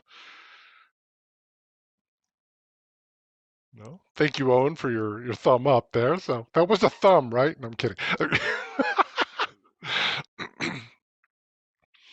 Any reflections? Anything we've shared? Go to next steps. You guys want to see the sunset over Lake Sammamish, right? Is that what the deal is? Okay. Well, let me then go on to next steps. So we're gonna kind of talk through what's coming up over the next couple of meetings here. I've got the "You Are Here" little dot so that you know where you are. We're in meeting one, of course. With what we've talked about tonight, our next meeting is scheduled for July 13. Just to make sure everybody has those meeting schedules on their calendar, right? That Mike sent out. Thank you, Mike, for doing that. Cool. At our next meeting, which will also be a remote meeting, we'll be going over kind of a city services overview where the city staff will be sharing with you, what are the services that are provided, how are they funded, what are the key funding sources upon which the city relies, and then we're also going to talk about the general fund financial forecast. We're going to show and paint the picture and the storytelling about what does the forecast show, how did we get here, that will ultimately lead to the dot dot dot, and what do we do to get to get out of the situation, to the extent that that exists, and it does in the forecast. And so there'll be a lot of great learning and discussion at our next meeting. And then we're also going to be talking with you, and we want to have an open dialogue with you, and we'll send some information in advance for you to think about in terms of a decision-making process that you might want to go through. Is, how do you want to reflect on ultimately the strategies that are identified? How do you want to create or come up with, there are some strategies that you come up with? What is the framework in terms of assessing the those strategies in terms of viability, and something that you might want to recommend as a group to the city manager, that will ultimately go to the city council? And so that's what we're going to be talking about at our next meeting on July 13th. The meeting following that, July 27th, will be in person. We're all going to gather together in a room. So hopefully you have that set up. And Scott, you guys are preparing some really cool hors d'oeuvres or desserts or something like that, right? No, I'm kidding. So, Absolutely. absolutely, absolutely. And Steve, you're bringing them, right? Yeah. Okay, you're right. Yeah. We're going to talk about the different strategies. We're going to send you in advance the report that we've been developing in terms of the work that we have done, that identified some various budget strategies, and we'll talk through those, and we'll explain them. We'll delve into them. There'll be a lot of back and forth with that. That's why we wanted to have that meeting in person. And to really, we'll facilitate then the discussion of the various strategies. I don't want us to go into that meeting thinking that, well, if Baker Tilly came down from the mountaintop and had these strategies, that's what they are. No, no, no, no, no. We want to share with you the course of our independent work that we have done, but we also want to hear from you in terms of the learning that has taken place tonight, as well as that in our next meeting, and other materials that we would provide to you. What are some options to be able to address this gap? And so that's what we want to tackle on July 27th.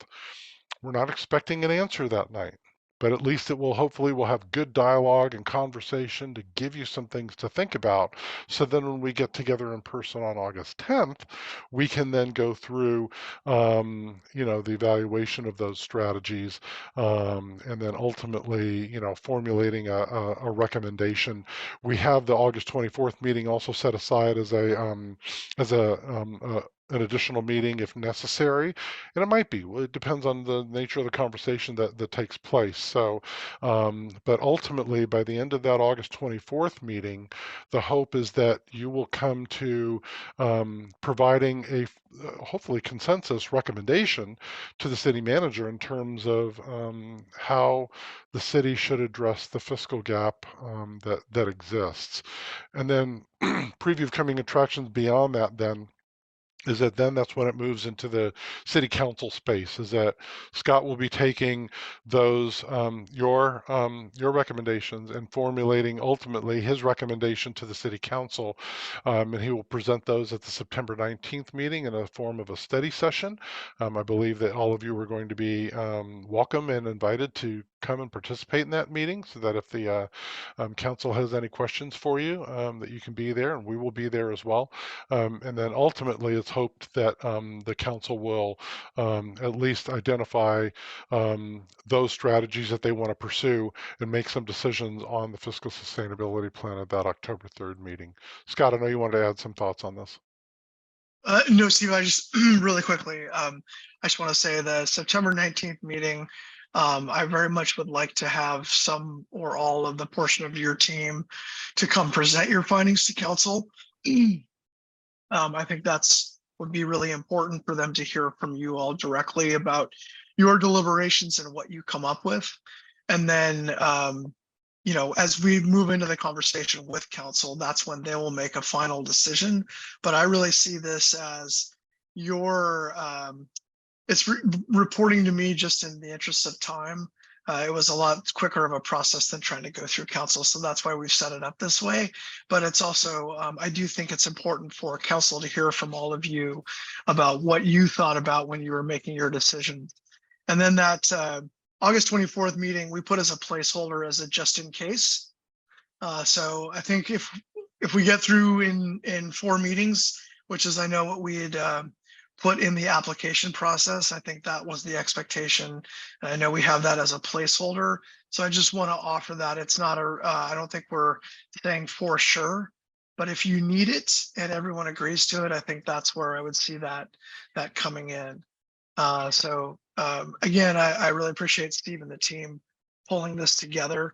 And I think as we go through this, hearing your deliberation will be helpful for the city team here.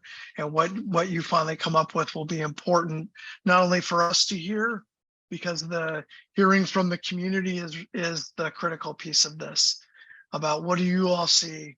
If we all understand what the problem is, how do we collectively decide we want to fix it and share that with council so then they can make an informed decision. I see this as a long-term plan. So it's not going to be solved overnight. And so this in part will be what's the pathway to guide council moving forward about how to chip away at the gap and where do we think it should be when we're done. So that's from my perspective, what I'm hoping for out of this. And you all are have a ton of experience and a lot of life and work experience that I think will be really helpful coming to the table. So thank you all again, and turn it back over to Steve. Got to click the right button there. So, Don, I see your hand up, and then Michael. Yes, thank you. I think it'd be helpful for the next meeting if we had a history of the actual income and expenses over maybe the last 10 years or whatever. And I don't mean the budgets, but I mean the actual operations, because the budgets are one thing, but after the year is done, to see how he actually did. Yep. And to see expense-wise, how's the police expenses gone up? How fire expenses gone up?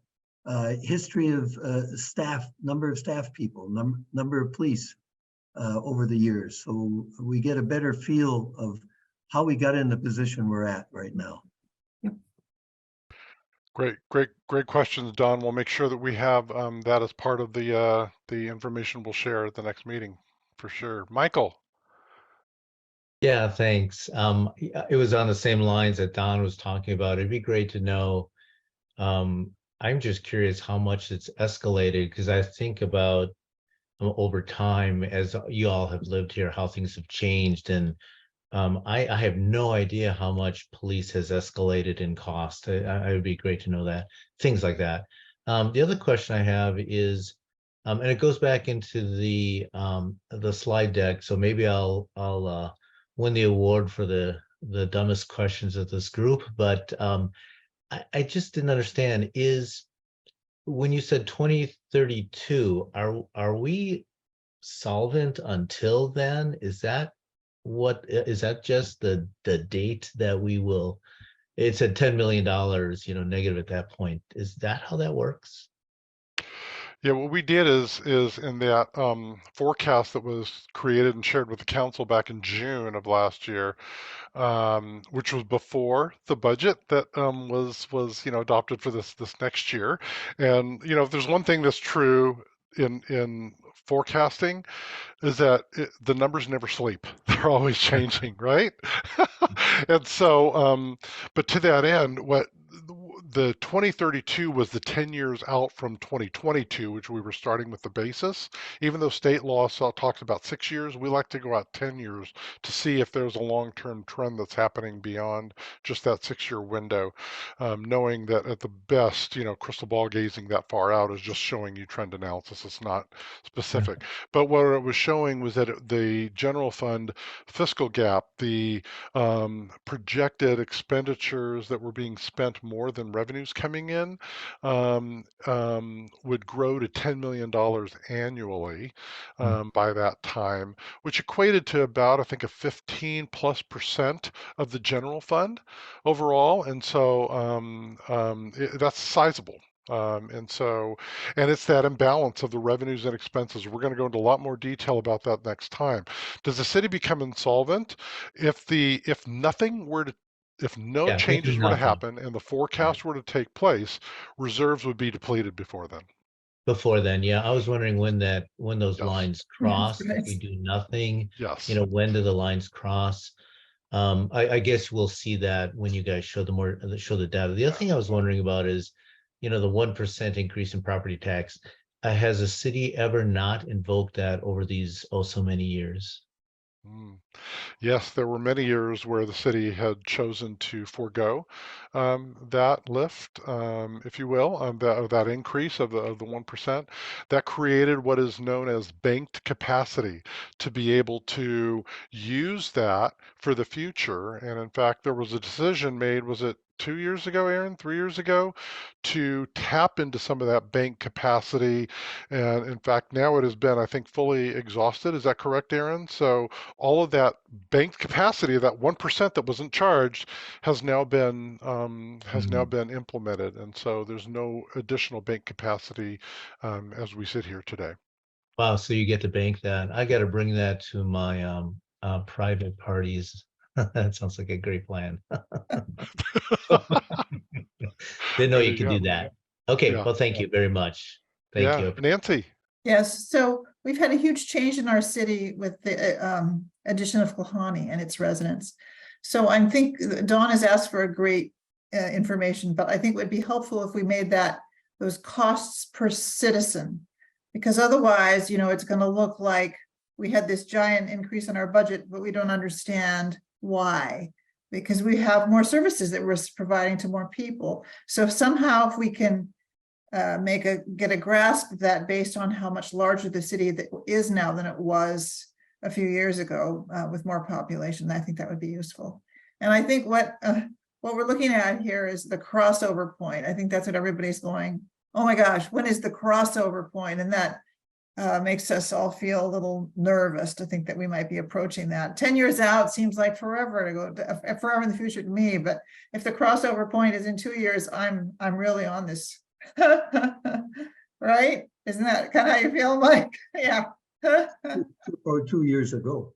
Oh, 2 years ago. Okay, there you go. We're even more on it more.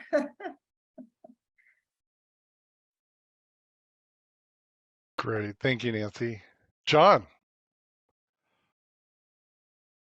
I'm assuming that in the next sessions, you'll be talking a little bit about the structure of our service delivery, and that a lot of our stuff is contracted, and the ins and outs of what we can and can't control around that. Yes, we're going to be talking about what services are provided by the city versus those that are contracted, and there's even some nuances. I mean, police, you all know, is contracted, right? Fire, we talked about that. But what about landscape maintenance? What about, pothole repair? We'll talk about through those about what is, yeah. And also, might be valuable to lay out just, I don't know, chart or map, just this jumble of jurisdictions that we live in. We've got 3 utility districts, fire districts, 2 school districts, who knows how many mosquito abatement districts, that sort of thing, just so the group can understand that we're not the only government agency in town.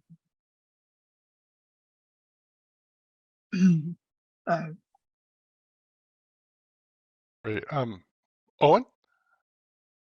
When you developed this projection last year,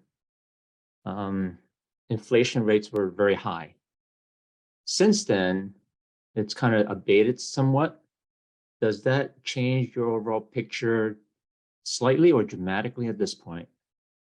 Well, you know, oh, what a great conversation for next week. Oh my, or next time. But yeah, I mean, so in the last model, the inflationary factors were assumed to be about 4 to 5% long term.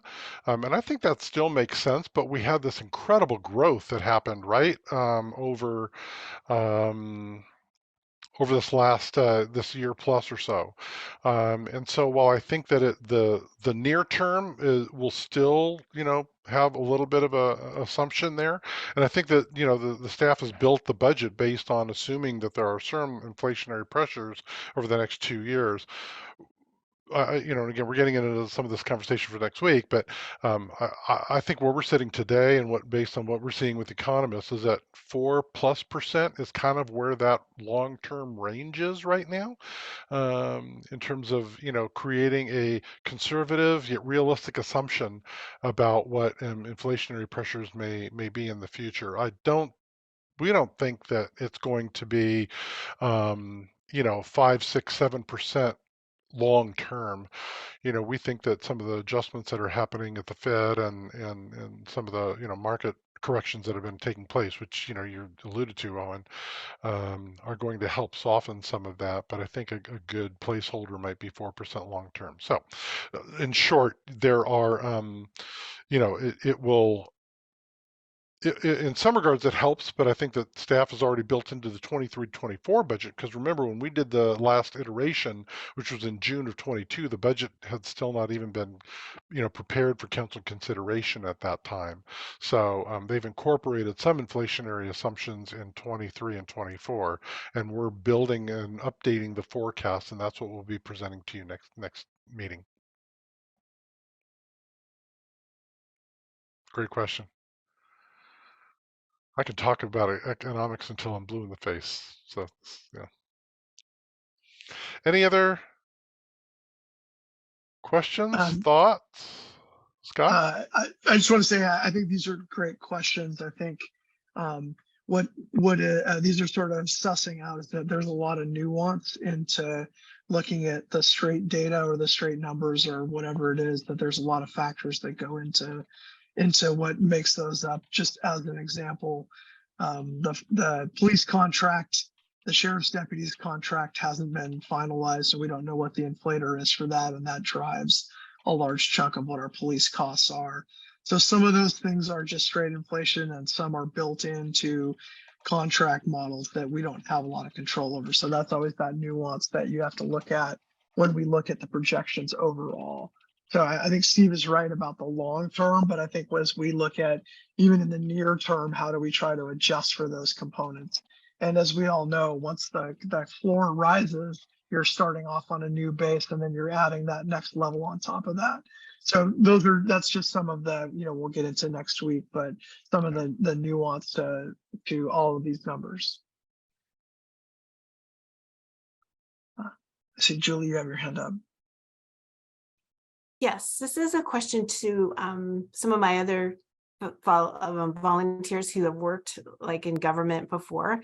When you're thinking about maybe we have to do a revenue raise or something along those lines, we've all talked about how great it is to live in Sammamish. I mean, I love living here because when it snows, the plow comes down my street, and I live in a cul-de-sac in a random neighborhood, because we have such great services and we have great parks and all of that. And so I place a lot of value on those things in my community. When you're thinking about like maybe having to raise revenues or something like that on on residents, how do you think about that in like the value? Will they accept this? Will they like that? I mean, what should we be thinking about as we're, I guess, thinking about the different recommendations? And that's kind of a hard question to ask, but I just don't know how to frame that in my mind. No, that's a great question, Julie. And again, I think that every municipal leader has to consider that of, what if a local agency in order to maintain service levels and to squeeze the nickel as much as it possibly can to be as cost effective as possible, still needs to grow the pie to maintain those service levels. To what extent will the community partner with that local agency to be able to continue those services that they've had? And so in some cases, we find agencies saying, you know, parks are so important to our community that, you know, they're willing to pay a higher price of government. Remember that what we talked about before, to be able to support parks. And so, if that is the case, then an agency might say, you know, maybe we look at a sales tax measure that's directly related to parks. I'm just coming up with some examples, or you know, you find something where the funds can be used to fund those services that might provide a greater level of support from folks. Another situation could be that where let's say the general fund was for a city was continuing to put money aside for parks in the future, right? Could a separate, you know, parks district or an assessment of some sort help fund those projects that the community will pay for, and so that frees up general fund monies to be able to, you know, maintain services that it's doing. So all of those factors, great question, Julie, all come into consideration when we're all considering, you know, what are the different, to the extent that we look at growing the pie, what are the ways to be able to grow that effectively that we think will garner that participation, the partnership with the community. So Yeah, that's a great frame. And I know this city's done surveys, and I don't know if we have, you know, data on that, like what value they place on parks or what value they place on other services. yeah, and I think that, well, we should probably bring that in, I think, to the equation, Scott, and I'm looking at Mike and Aaron as well. But the results of the, you know, customer satisfaction survey, for lack of a better term, right, that perhaps have been done in the past might be very informative to this group to help inform the conversation. So, oh, I know, John, you raised your hand, but Owen, your hand's still up. Was there something further? Okay, all right, good. John?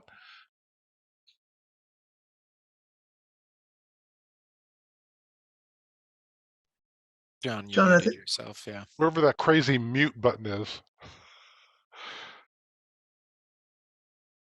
There it is. There we go. Keep in the back of your mind, city services, local services in particular, the service delivery expectation of our constituents, me included, is absolute. That is, the traffic lights work 100% of the time, not 99.9% of the time, but they always work. That you can dial 3 numbers and people with guns and big red trucks will show up in hopefully 6 to 9 minutes, and they won't charge you for it. So that context of expanding services, it's really important that we do it well, or as an old boss of mine said, don't do it at all. That's just sort of my general comment to adding or expanding services, and I guess conversely reducing services, that we consider that and our community's expectations. Yeah, that's a great point, John. And I think that a lot of agencies, what they'll do is they'll try to look at their service levels that they're providing and kind of categorize them into this almost the spectrum of core or critical services to enhanced, you know, to you know, nice to have, but you know, maybe it's something that we don't need. You know, for us to fund law enforcement is really important, right? But to fund a youth activity league, you know, that doesn't get much support or participation could be something that's like, why are we funding that, right? So it's that whole spectrum of services, and whether they're core, having that traffic light work 100% of the time versus the nice to haves is definitely needing to be part of the conversation here. So, Larry, you're on mute, Larry. Sorry. I know that crazy mute button. Okay, it's not a question, but a remembrance of giving us the ability to be very creative in the sustainable future of Sammamish. In other words, not ruling anything out. But one thing came to mind that when Mike talked, or no, it was Sam mentioned about putting funds aside for roofing. We have a lot of people that live in Sammamish live in associations, and they're facing special assessments. So, we're going to have to kind of remember that. So it's not a question, just another thing. I think creativeness is probably what this task force will be involved in. Thank you. Yeah, good point, Larry. Thank you very much for that. Yeah. I used to live and work in a community that had 47 homeowners associations. And the community was incorporated in 1971, and here we were in 2010, 40 years, right? Some of the developments were about 20, 25 years, and those of you that live in HOAs know that, oh my gosh, we're going to have to repave the streets. Oh my gosh, we're going to have to redo the sewer system because that was, part of what was on their private property. And they were facing significant, special assessments beyond just their operating. Some of them were at $1,500 a month, and it was crazy. So I get where you're coming from. You have an old war wound showing up now, Larry. Thanks. I'm gonna have to go back into rehab. Kidding. Any other questions, thoughts? I guess Rich. I have one there. So we're kind of a unique city where we don't have very much, very many businesses, and so our sales tax revenue is pretty low. So we never really get much from that. And maybe the town center will build out a little more, and there might be a little bit more revenue come from that area. But it looks like it's going to be mostly from property taxes, or some of those other assessments and stuff. Is there any prediction on maybe a little more sales tax revenue over the next 10 years or so? Yeah, you can only do so much with the types of businesses you have, unless you want to talk about annexation of the Costco and Issaquah. Okay, maybe not. That might not be a good thing, but sure. Don't think Issaquah will go for that. But no, you're right. I mean, that's one of the pressures that the city faces in terms of, and there's some agencies that really put a lot of emphasis on that, like Bellevue. I'm thinking about Bellevue. They have an incredible thriving retail component that's in town there, but they live and die based on that when it comes to the economics, right? And so it's really great when it's good, and then if people start going down, or if the economy goes down, then it really starts hitting them as well. So, but taking great point.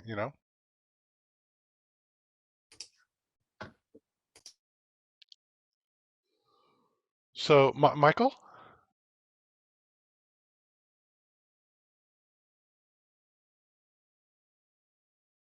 Sorry, just trying to get off mute there. Took me a minute. That just made me think of another question. I'm not those of you that may have had experience with governments. I have not, so I'm dealing with a lack of information. So I don't know, Scott, Steve, Sam, Mike, anyone else. Do you have information on our neighboring communities in terms of how they're handling the same issues and their budgets and their costs and things like that? I say that because that might give us some amount of creativity, or maybe some solace in what's happening to us. Yeah, I know that we can, and we'll share as we go through this some of our experience with some of the neighboring jurisdictions and the pressures that they were facing, and what were some of the strategies that they identified. I believe there was some amount of comparable data that we had pulled together in the work that we had done that we'll definitely be sharing as part of this report with the group, so that you Okay. understand, what are other agencies doing? Do they have a utility tax? And if they do, what are they charging for that? That type of stuff. We'll be able to share some of that. I think that context is going to be really, really important. Yep, great. That's what I'm asking. Thanks so much. Debbie? The conversation about generating sales tax just brought up something I was thinking about earlier.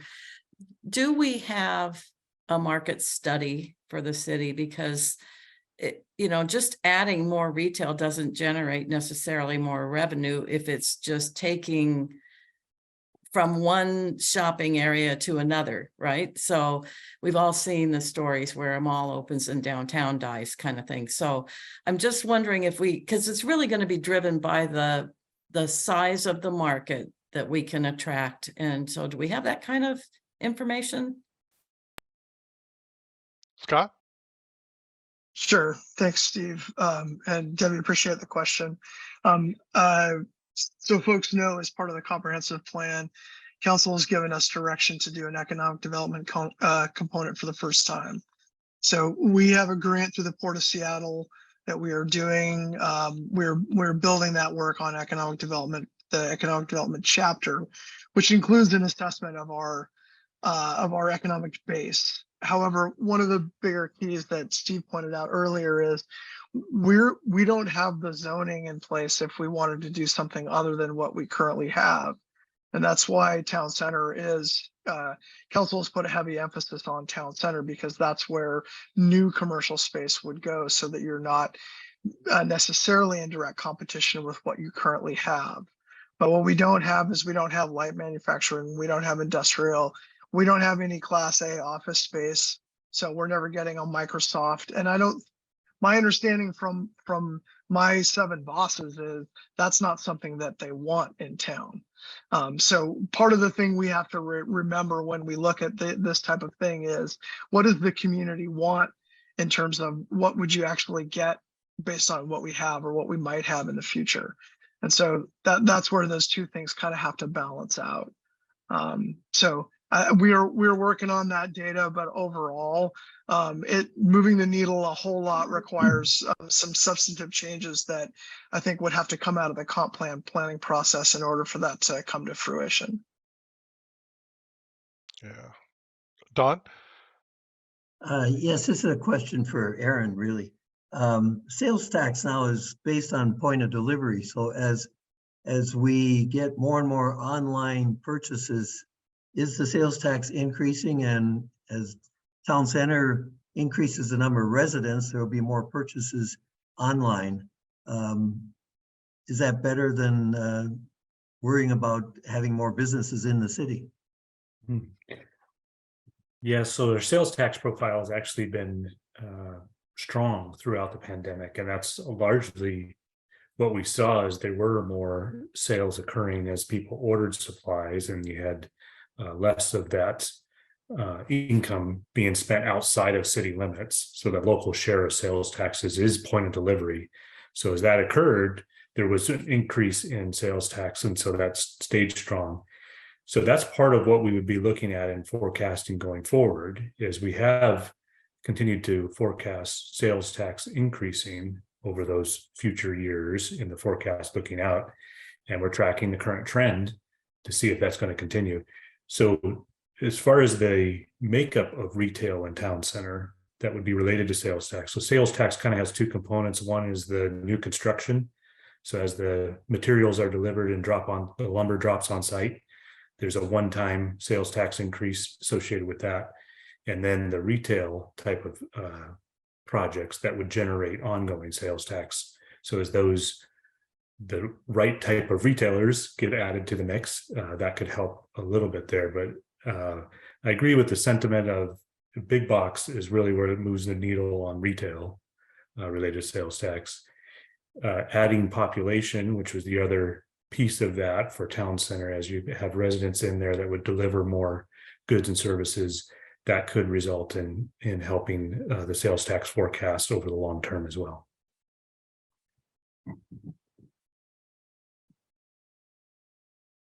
Yeah, good. Yeah, good point, boy.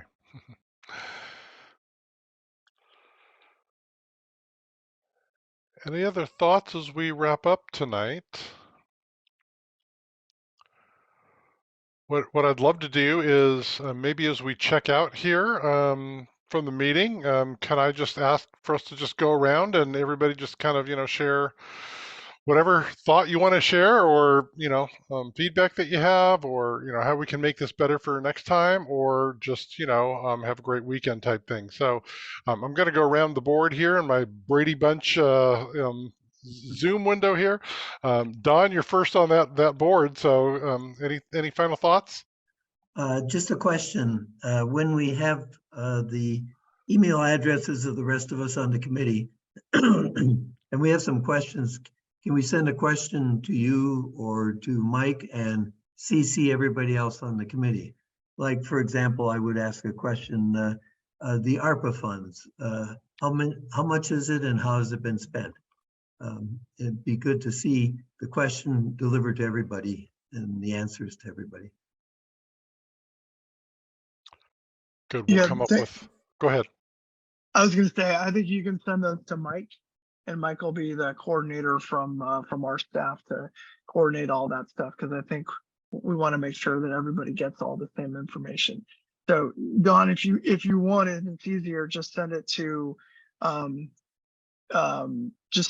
Mike, and Mike can distribute out to the rest of with the answer to the rest of the team. Yep. We're not going to create a next door discussion group, so we'll promise you that. So Julie?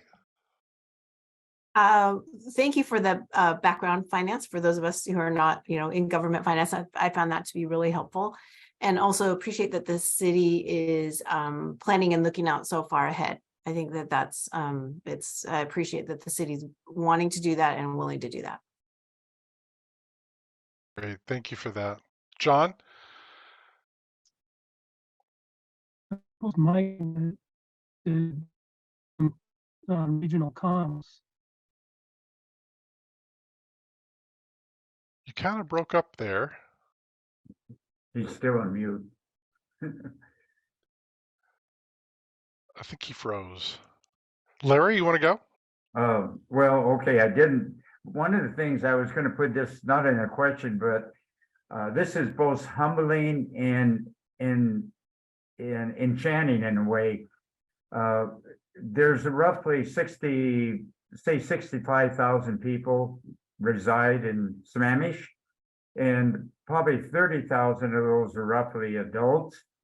And you have a task force committee of 10. So we have some, we should be both humble and enchanted. Thank you. Great, thanks for that. Yeah. Michael, and then I'll go to Rich. I'll give you guys a little bit of a heads up, though. Well, as far as the meeting, it's a pleasure to meet all of you. The pace is great. Thanks for the information. Looking forward to the PowerPoint, so I can be more grounded in this. And just like Larry said, I'm honored to be on this team. And after this session, I'm more excited about this than when we started. Wonderful. Great. Thanks, Rich. And then we'll go to Debbie. Yeah, I agree with Mike. I'm more excited too about this, and I think overall the city services that they provide now they do a really good job, and it's good that they're looking forward over the next 10 years to try to continue to serve the people of the citizens really and do a good job, and I think that's a responsible thing to do. So looking forward to these meetings. Wonderful. Thanks, Rich. Debbie, and then we're going to go to Owen. Thanks. Yeah, I just really appreciate being included in this group and having an opportunity to meet all of you and work through this issue together. I think this is really the right approach for these kinds of things, is to have a small group that can do a deep dive. It's hard. There's not 30,000 people in this city that want to do this, I'm sure. So thanks to everyone who has volunteered to do this. It's not often I get to sit in a group where everyone is excited to talk about finance. So this is a great group. I really appreciate it very much. And I think the staff and the support we're getting from you, Steve and Sam, is very good. I have one potential request, but I understand if it can't be met. And that is if we could have the materials ahead of the meeting, we could start to formulate some questions or ideas in our minds before we get here. But if that's not feasible, just because of the amount of extra work it creates, I understand. But overall, just love it. Thank you so much. Sure, absolutely. Thanks. And what you mean, the rest of you don't share this joy that I have about talking about municipal finance all the time? I'm so distraught. Owen, go ahead, and then we'll go to Nancy. Well, I'm really excited to be in this task force and looking forward to diving into your assumptions, presentations, and whatnot. But be careful what you ask for. We'll probably have a lot of questions in the next meeting. Hopefully, you can help us understand better all the thinking that went into some of your projections, and hopefully we can figure out where we can kind of move the levers and see if we can find a soft landing for us for the next 10 years. So I'm looking forward to talking with everyone about this. Wonderful. Great. Thanks. And on Sam's behalf, I'll say, bring it, Owen. So Nancy, and then John, we'll give you one more crack. Hopefully just don't move anything with your router. So Nancy, go ahead.